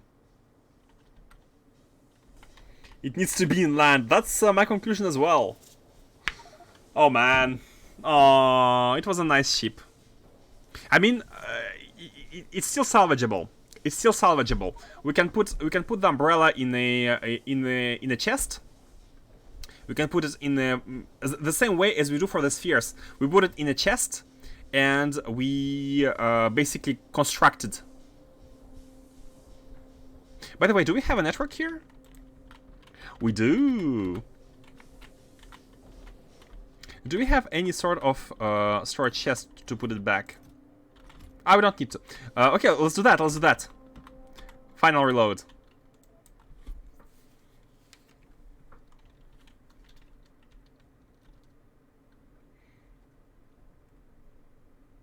Basically, we can keep it like this, and once we come, we need to do a small operation. I'm gonna show you. The small operation we will need to do every time. Hopefully we're gonna be having enough time. So, umbrella. Go to taser. We're gonna deconstruct this umbrella. And we're gonna be placing it nearby.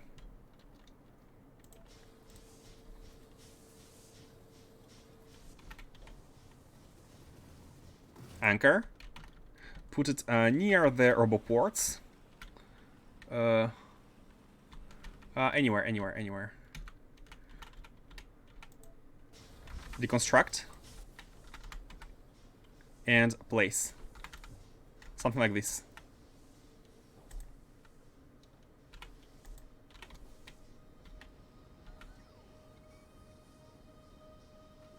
Oh, no! Taser!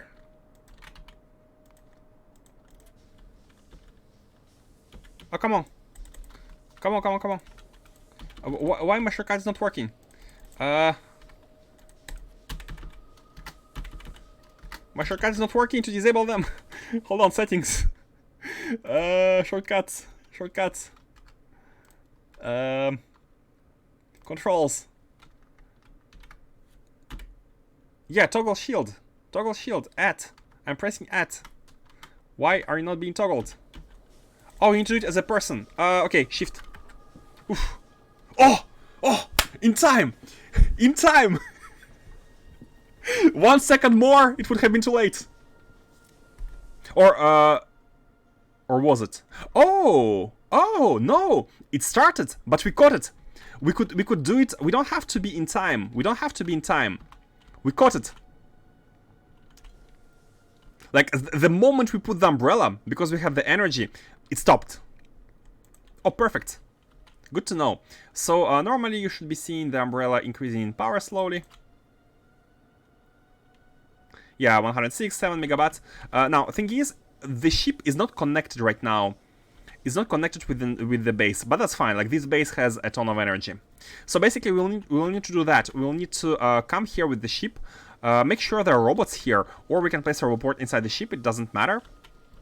Put the umbrella on land and power it. Why does it need to land?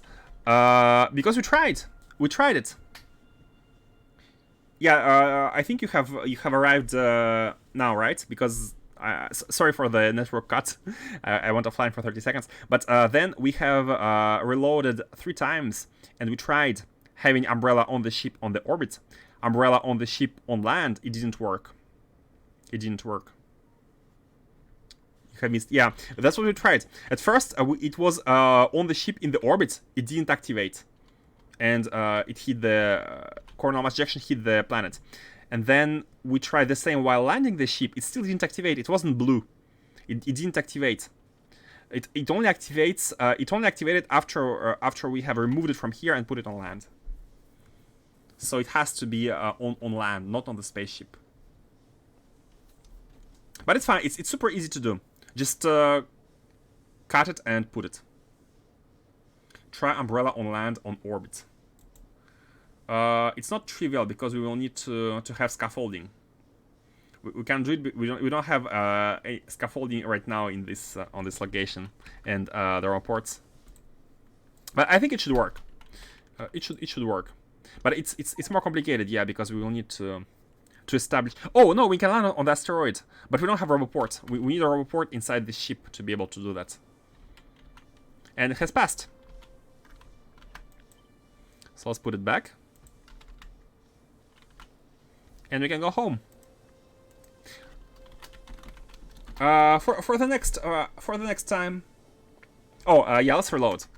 Go back to the master save where we have done connections. And yeah, basically that's how reload save. Yeah, I'm doing that. That's the conclusion, guys. You cannot have an umbrella ship. You have to unload the umbrella. Unfortunately, but that makes sense. Like when you go out and if it's raining, you don't just take the umbrella. You also unpack it. You pull it, right? You do it. So it's the same. Okay, we're back. We're back. What's going on with the ships? What is going on with the haulers? Okay, Naquitite is flowing normally. Yeah, it is being produced. We have consumed a ton of plates, but they should be coming back. Oh, and what's going on with the Big Bertha Uber? Like that's the main thing. Like that's our progress. Right here is our progress. That's the most important thing to do. So let's go ahead and place. Oh, we need to land first. Anchor. Yeah. Place the silo.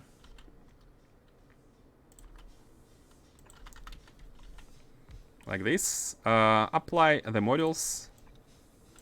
Not upgrade. Apply the modules. And yeah, auto launch. And push the green button.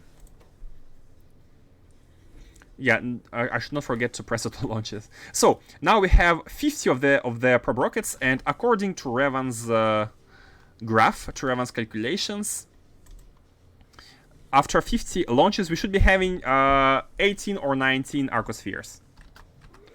18 to 19 on this surface, plus the additional ones we collect from the deep interstellar void. So yeah, let's go. Let's go. We are collecting more arcospheres. Maybe after this trip, it's gonna be good enough to continue with the Deep Space Science. Like that's our. The next goal is Deep Space Science 3, which is almost there. It's almost ready. It's gonna be using our our balancer, And in the meanwhile, let's go to Morse.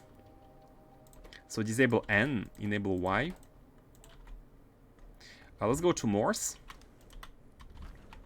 and do some landfill production, so that the stone core mining could go on. Our custom ship. Our spaceship is a bit far in the chain. That's fine.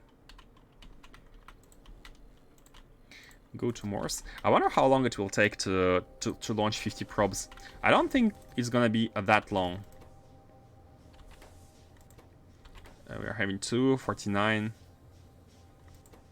We have launched 1. What's the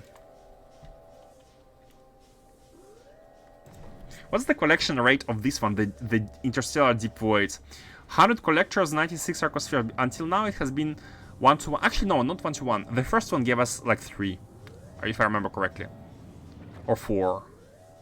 And now 96. After it launches, maybe we're gonna gain 1 We're right now at 1-to-1 situation. Or less. We should be gaining 1 here. And 1 here. 96-1. Come on, 97-2. Hey, Jack PS9 with the raid. Welcome. Welcome, Jack. Welcome, Raiders. How have you been doing, Jack? How was your stream? Wait, why doesn't it refresh? 96-1. Okay, I need to refresh the page. 97-2. Okay, cool. Yeah, one and 1. So we should be having 3. Yep. Okay, slowly collecting them. Slowly collecting them. Let's place the landfill construction. Right at the top. Welcome, welcome. So here. Basically, place this. And we are gonna be transform it into landfill. And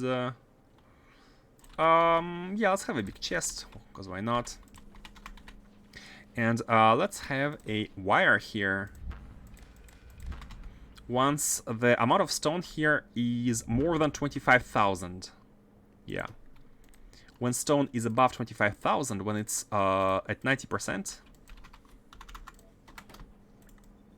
we're gonna be using it to make landfill. Do we need speed models here?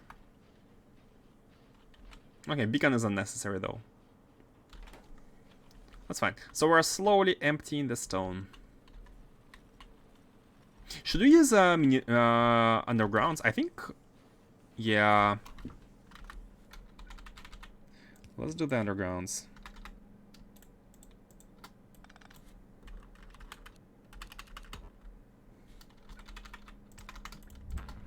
Let's do it like that. Bam, bam, bam. It's gonna be faster.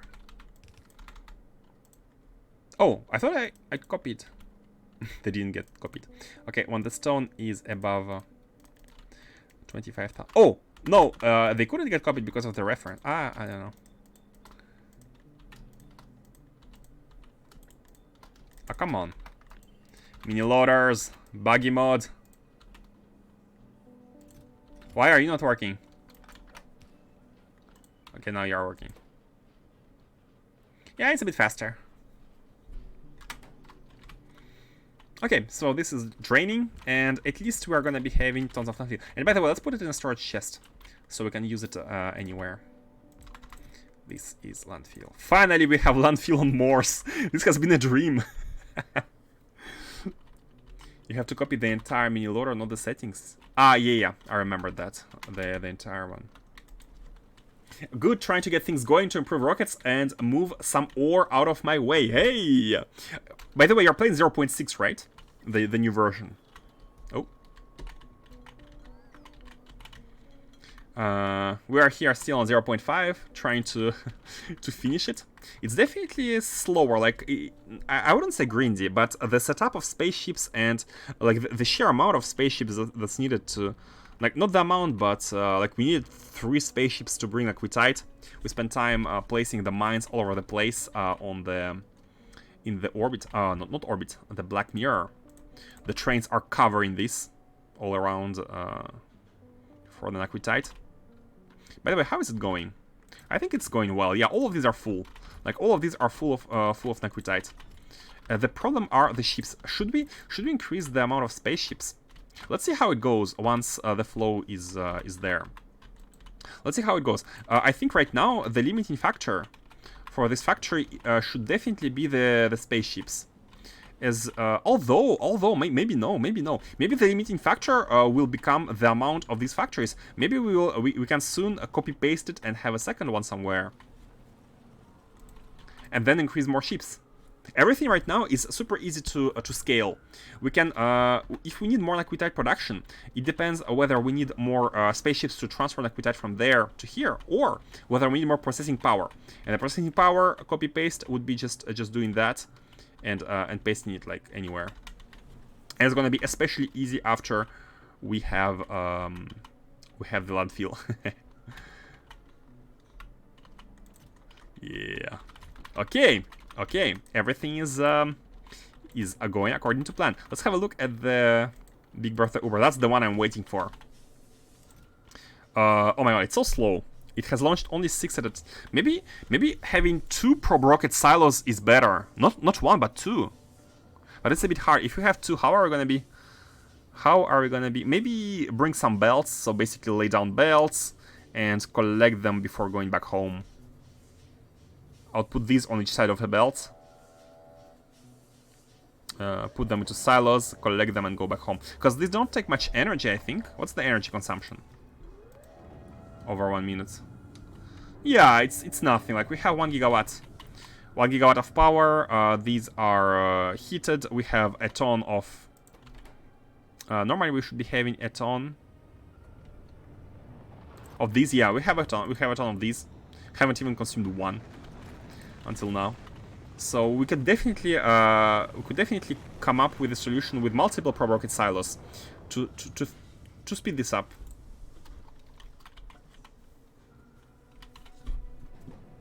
If you plan to continue for oh, hold on, I think I missed some messages. Oh yeah, after I updated to the latest like a dummy without checking if it would require a restart or a ton of work to fix stuff. So you're playing the current one? Oh, if you plan to continue for a while with this save, I would recommend pursuing research before expanding Aquitite mining further. Oh, you mean the efficiency, right? Oh yeah, you're right. If we do the efficiency, we are maximizing the amount of Aquitite per field. Yeah, that's a good point.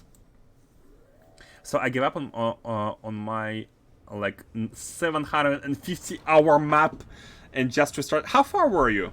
Were you at like Deep Space Science? I guess you were like 750 hours. Hold on, we are at 22 days. We are at 22 days and 15 hours. 22 days is how many hours?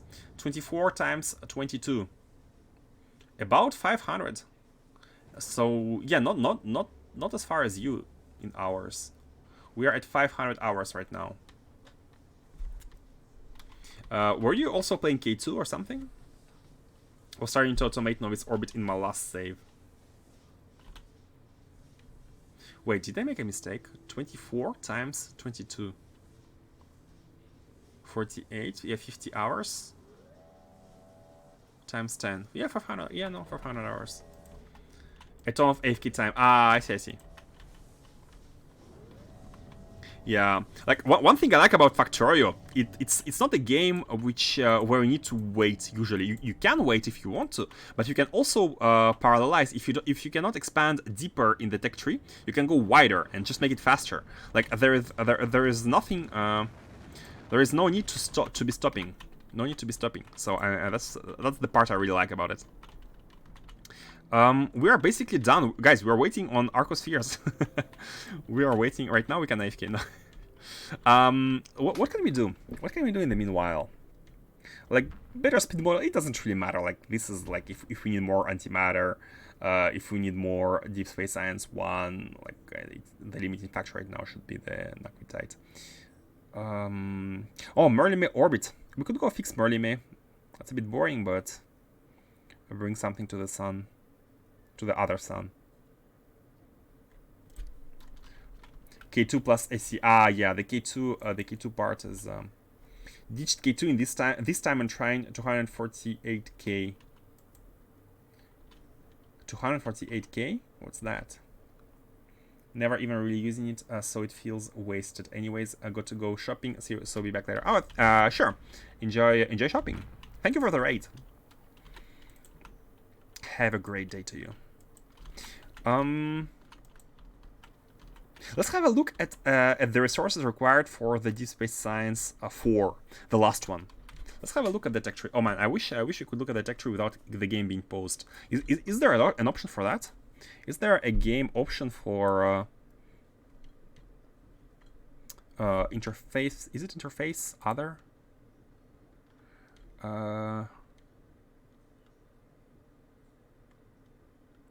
Not sure. There must be something. Pause. Can we search? Control F. Oh. Oh. Okay. Show grid. No. Other. No. I guess.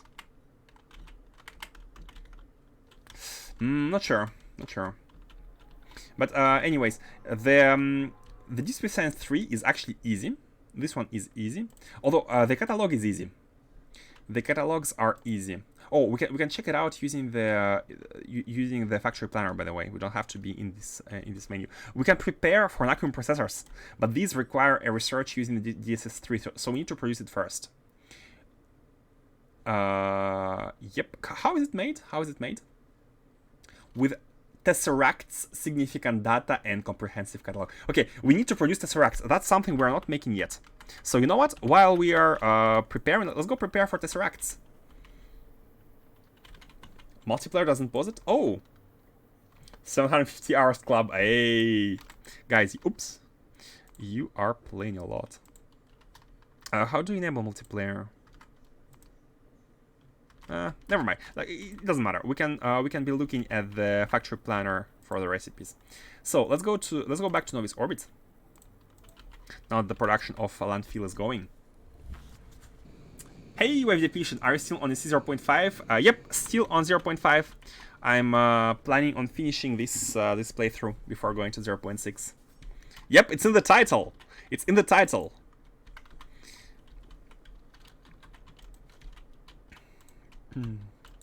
There is a TechQ mod that's better than vanilla that doesn't pause. Ah! Oh, I like that one. Because the vanilla TechQ, what I don't like about it, it's cool to have a queue, but why limit to 7? Why there's a limit? Just expand. Why is there a limit? Let's go to the Arcosphere location and plan out the construction of Naquium. What was the word? Not processors. Processors? Let's plan that one. So here is where stuff happens, where advanced stuff happens. As you can see, we have all the cards necessary for the DSS2 ready and waiting. Oh, and by the way, we also need significant data, and Naquium has come. That's good. We need to prepare significant data. So we have work to do. We have work to do. Why we're like, why did I say there is nothing to? There is much things to do right now. So let's go ahead and prepare. What's the order? I think exporting significant data could be a good thing to start with, so that it's being produced. Are we lazy? Yeah, we're lazy. Let's fly there.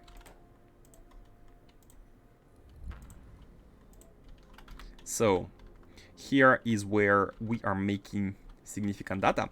We need to put it in a belt. Oh, did we already do that? Oh, we didn't. It's right here though. It is right here. We're kind of splitting it into. That's fine. Let's go here.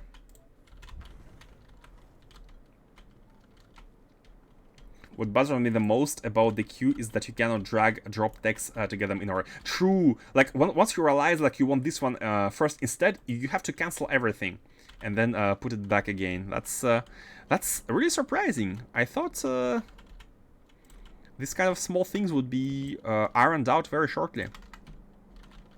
Let's have a priority towards the sciences. I'll put priority towards the right. I'll always prioritize the sciences, and everything else is basically... there's gonna be one additional storage chest, which is okay, I guess. The problem is, like, it's only used in one location. We can almost draw a belt, a huge mega belt line from here to here, but that would have to... No, that would... Make it so we have too much plates on the buffer, and that's on the belt, wasted. So that's not a good idea. Do this, connect everything, challenge everything, and then we need to make a provider. For once, it's a provider, and it's the same as this provider of this thing. There's a lot of stuff going here, going on here. We don't need all of this stuff, but that's fine. Train stop names, yeah, sure. Let's copy not the models, but the entity styles and train stop names.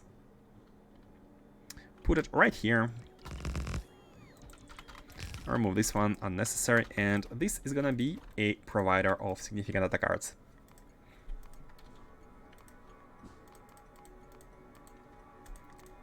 Here. Let's go. One bell should be good enough. I'm hoping. What we need to do is divide the amount by m, and I think the stack size is 50, so it's 4k. Yep, it's good. Oh, that was a fast one. Let's bring the belt. Let's find a lane for it. Yeah, I think it's fine. Like, we can use this one. Can we? Yeah, let's use this one. Something like this.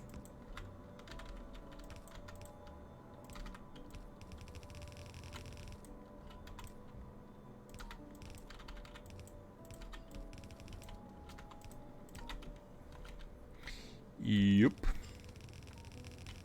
All the way down. The belt of significant data cards. Bam, bam. And inside. Get in. Renamed. Yeah, this one is renamed. Okay, cool. You get in, and we're ready. All we need to do is to set up the train delivering these. I think one train should be good enough. Oh, where are we going? We are lazy. Never forget the laziness. Same with crafting queue. There are mods for both of those situations. Mods to the rescue. Mods to the rescue. So yeah, Faustus, how is your 0.6 progress? Are you at... did you do the first space science, or are you still outposting? I'd like to know your feedback. How do you feel about the changes? What do you like? What do you hate?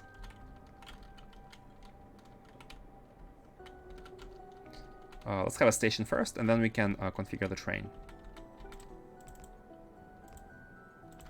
And Faustus and all everyone else who is playing 0.6, let me know your feeling about the new version. I say Faustus because I know that Faustus is actively playing it. Work has been crazy, so I haven't played in a week. Oh, I can understand that. Most of the gameplay.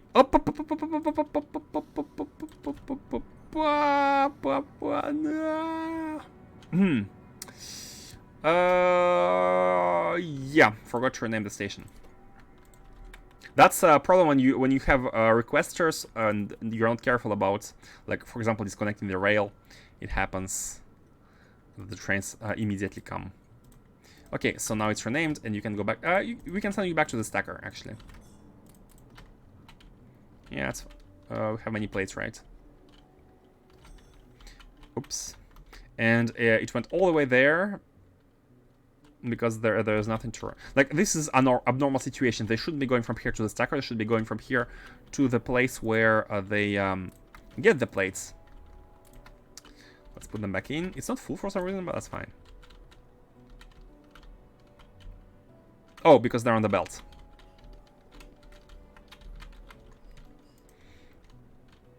Let's put them back. Huh? We had some in the inventory, maybe. So, you said... most of the gameplay recently has been focused on converting to city blocks, but I got up to... What? Hold on. Something's interrupting me while I'm trying to read the message. Kyle, let me have a look. I think it's a meteorite. Yep. Yep, it is. Poor drill. Man, the graphics are so cool. Wait, how does the meteorite make it so this thing goes out of the ground and falls on a side? Like, of all things, this should say in the ground. Or maybe it was already outside, kinda. So, what's the situation with the... Okay, that's a case of bad luck. We have ammo, we have power, we just missed them all. We missed everything. We missed everything. 8 of them were not enough. I wonder how often we actually miss, but we don't notice it because the meteors don't hit anything, they just fall on the ground.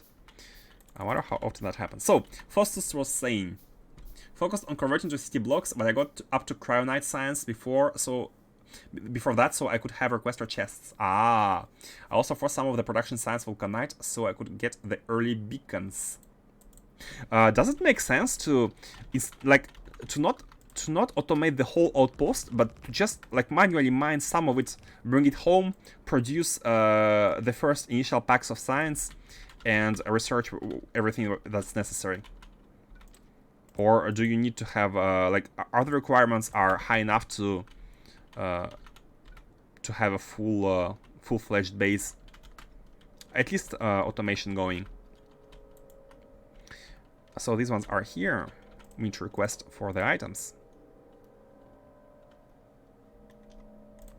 These, and finally, minus 4.5k is good, I think. Having them here, pam, pam, pam. Done.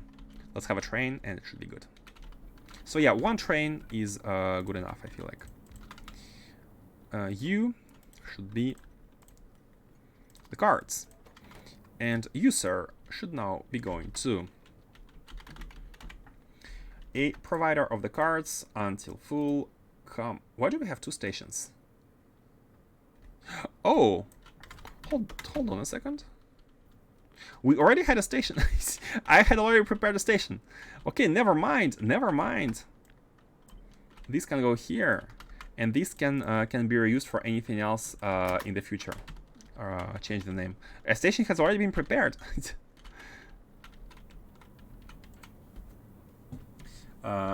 Feasible to also for some of the production science. Oh yeah, feasible to do on 1x playthrough, but if you do 2x science or greater, not possible.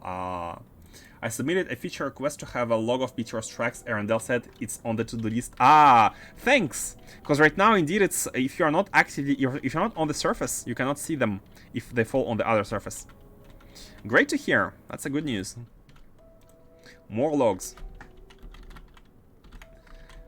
So you are going to the requester. You are full. Going to the stacker. Wait for 2 seconds of inactivity, and then go to the requester until empty. Off you go, and it's going. We're going to be having the cards. Let's have a look at the Big Bertha Uber, which is collecting the Arcospheres. We have a bunch. And we're not even halfway there.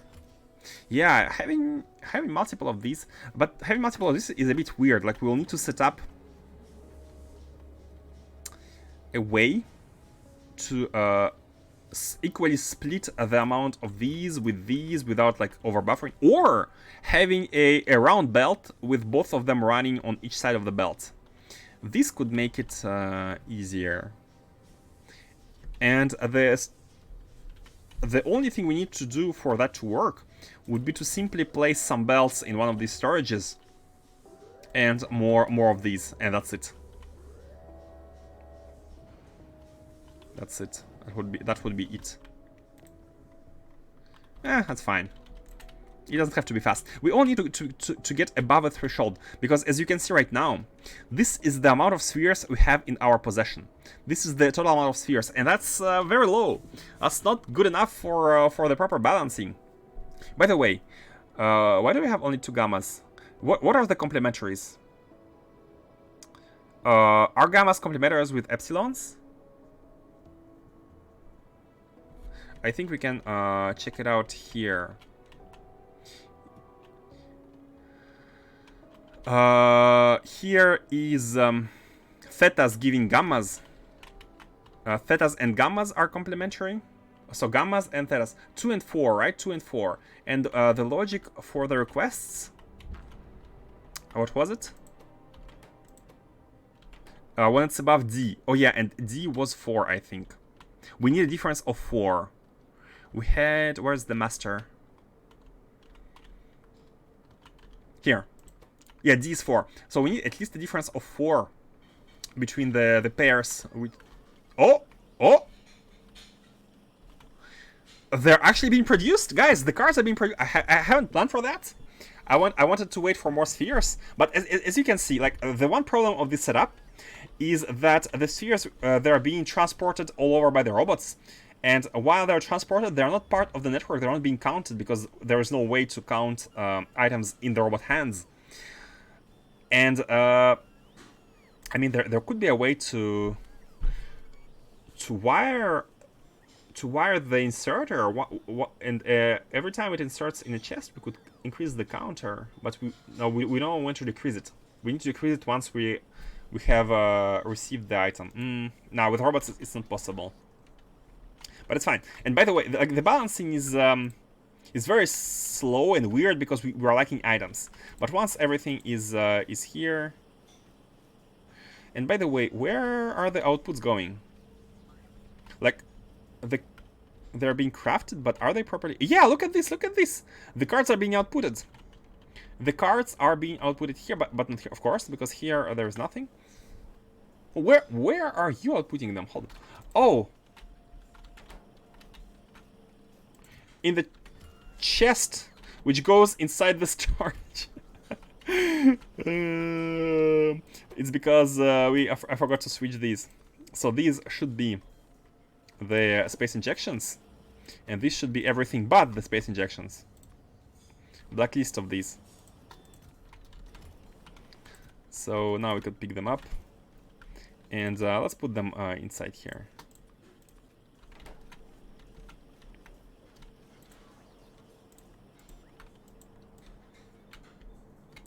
And these are the blacklists of the injections.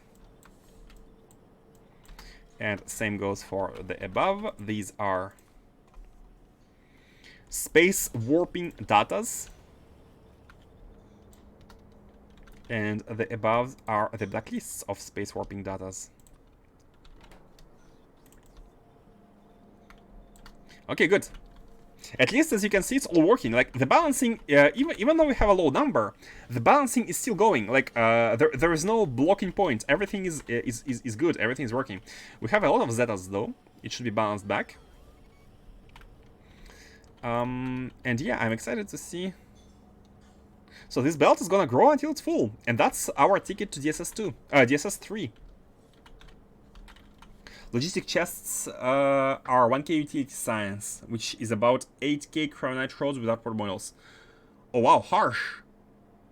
8 cryonite rods to make one science. Harsh.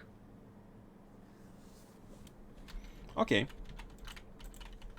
And here we have the... should we already be connecting the other two? What we need are zetas. Oh, it's almost connected. All we need is cryo. Is the liquid here? That's all we need. I forgot to connect the liquids.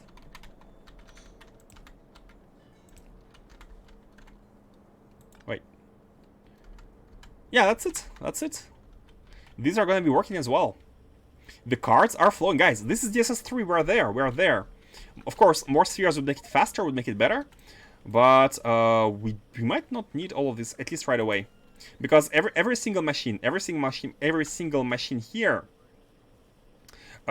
is gonna be taking spheres as a buffer, and that's a problem. Like, as you can see, there are spheres buffered in the machine every time, and I don't want spheres to be sitting in the machines just for the production speed. I think for DSS, unless we collect a lot of them, I'm still gonna keep this construction like that. But we're not going to be adding chests unless we have a lot of spears. And even then, we might be wanting to be doing the arc-welding storages. I used the Prod 9 from Spoiler to increase Prod up to 50% on my lab. Wait, did you find Prod 9s? We did find a Prod 9 module somewhere. I don't remember where was it. Was it at Fuenestra? Was it in a chest at Fuenestra? No, it was at Shenong, the first pyramid we walked into. There was a production module in the pyramid, but it's like one every planet, right? If you want to go through all the pyramids and collect them, it's gonna take forever. Like one at a time. But still. Okay, so this is now working. We need to produce the Naquium other thing, which we already have produced the other day. Tesseracts, yeah, these needs plates and rods. Plates and rods. How many do we need, by the way? Like considering our crazy high, production requirements. 64 a minute, 1k plates. 64 cubes a minute. How many cubes are we producing? 340 right now. Oh, maybe, no, we're producing twice as many. We're producing 680, but we are eating, with this we will be eating four belts of vacuum plates, so it's not sustainable. And here we are going to be eating 1k for 64. I think we should start with 2. We're going to be starting with 2 gravimetrics facilities. And let's see how it goes. So, yeah, all of the gravimetrics facilities and balancers, I'm planning to have them like that. All of them are going to be going in a column to the bottom. So the balancing is like the chests for aquaspheres are as close as possible to the buffers. As the amount of arcospheres in total grows, we can maybe like afford to have longer distances, more buffers and whatnot. But yeah, so let's go and build them. Plates, we need cranite rods, and that's cool, that's cool. Oh, do we want a rocket here? I have prepared a rocket. I have prepared a rocket indeed. This is where the balancing is happening, right? So the... But I'd like to, if possible, deliver them by train. You know what, that's fine. We can have an automated rocket. We can have an automated rocket. The cubes definitely should come, like, have to come by train. There's no other... There's no way around it. Let's copy a cube delivery train, for example, from here.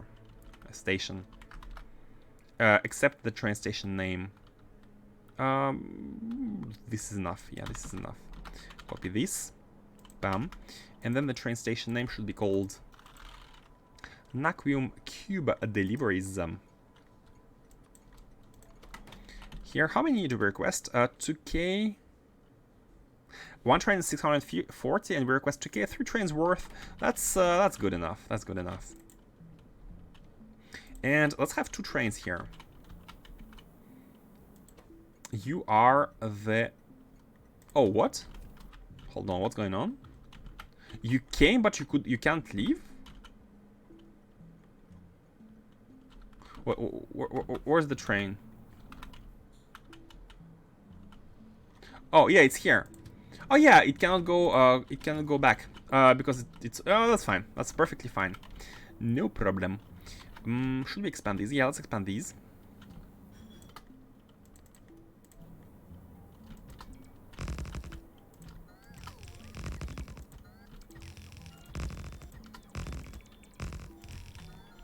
That's beautiful to look at. I like the... Okay, we have a lot of stations here. We have used that one for these. Let's have 2 of them for the cubes. So this one and this one. Add 2 trains. And have the schedule. Naquium... No, what was it? Naquium... cubes, whatever. So they're going to the provider until full. They're coming to this stacker station at the Arcosphere factory. Wait for 2 seconds. And then they're going to the requester at the Arcosphere factory until empty. Are you good on fuel? Yeah, you're good on fuel. Let's go. Get the cubes. And that's it. That's how we bring the resources. Now the worst part, the hardest part is gonna be the rocket. Not the hardest, like we can copy any of the setups, but unfortunately it's 1:28 a.m. so I have to be stopping for today. So yeah, we shall finish this. We shall wait until this one is done, so we have a lot of spheres, and get all of them converted. Colonize other locations. Get more arcospheres, and slowly grind our way towards DSS4. So I think DSS3 is almost done. Like the last thing we need for DSS3 are actually these tesseracts. After we have them, everything is gonna be done, because all of these are done, and the catalog basically is super easy. It can be produced right in the front, right here. Combine the cards, and that's it, and cool them down. The cards themselves, I mean the science itself, We can look at it. Look at it here. The science itself requires, so the catalog which we have, Naquium tesseracts and advanced neural gel. I think advanced neural gel is, yeah, it is produced at Biofactory, at the refinery. We have advanced neural gel product produced here, so it's ready to be outputted. And yeah, it's what remains are details to finish DSS3, and we shall be looking forward towards the DSS4, which will require additional products. These ones, the processors, Naquium processors. And look at the wait, is it one to hold on a second? 6 arcospheres, and it gives us back 1, 2, 3, 4, 5, 6. Okay, oof. Or 7. 1, 2, 3. Oh no, okay, 6. I confused neural gel. I was like, oh my god. Every time we produce a processor, we consume 1 arcosphere. No. Processors are free. It's just tesseracts and quantum processors. Again, easy. These are easy. The remaining hard part is gonna be catalogs and the cards for them. Actually, processors, cubes, some more datas from the DSS1, which basically use Naquium. They use cubes, they use plates, and that's it. That's nothing crazy. Yeah, everything is pretty easy. Oh my god, dare I say we're gonna be doing the last science easily? Dare I say. And this one, of course. I'm looking forward to doing this one. Building a ship for one of these. Do we need one ship or do we need more? I mean, it depends on... Whew. It's gonna be interesting. Okay. By the way, the research is kind of progressing. It's now... Yeah, look at this. Look at this. The research for usability is going non-stop, and I'm liking that. It means we're having a factory which is working, at least for the for this one, like from bottom to from start to end. Okay, so this was the summary. I have to be stopping now. Apologies, it's a bit late for me. And yeah, we shall continue that tomorrow, Friday evening. Thank you for watching. Thank you for coming, and let's rate someone. See you tomorrow. Hopefully I can make it. Man, these days I don't really know because of the work. Like sometimes there are like crazy new thing which needs to be done, and it's almost evening, and I don't have a choice basically. But yeah, I'm trying my best. Apologies in advance if I'm not able to, but normally tomorrow, for now, it's looking okay. So where should we rate? Where should we go?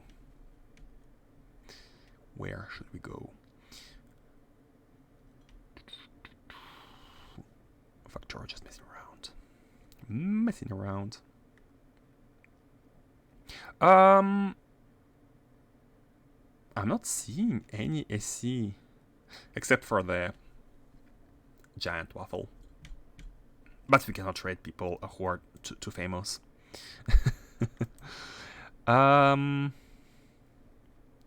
Let's go to the person which is right below us then, in that case. That's easy solution.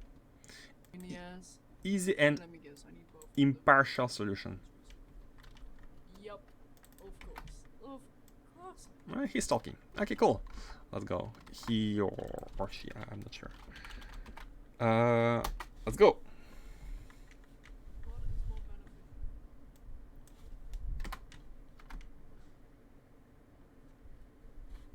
Okay, the red is starting. Thank you again for watching, and see you next time. Bye bye.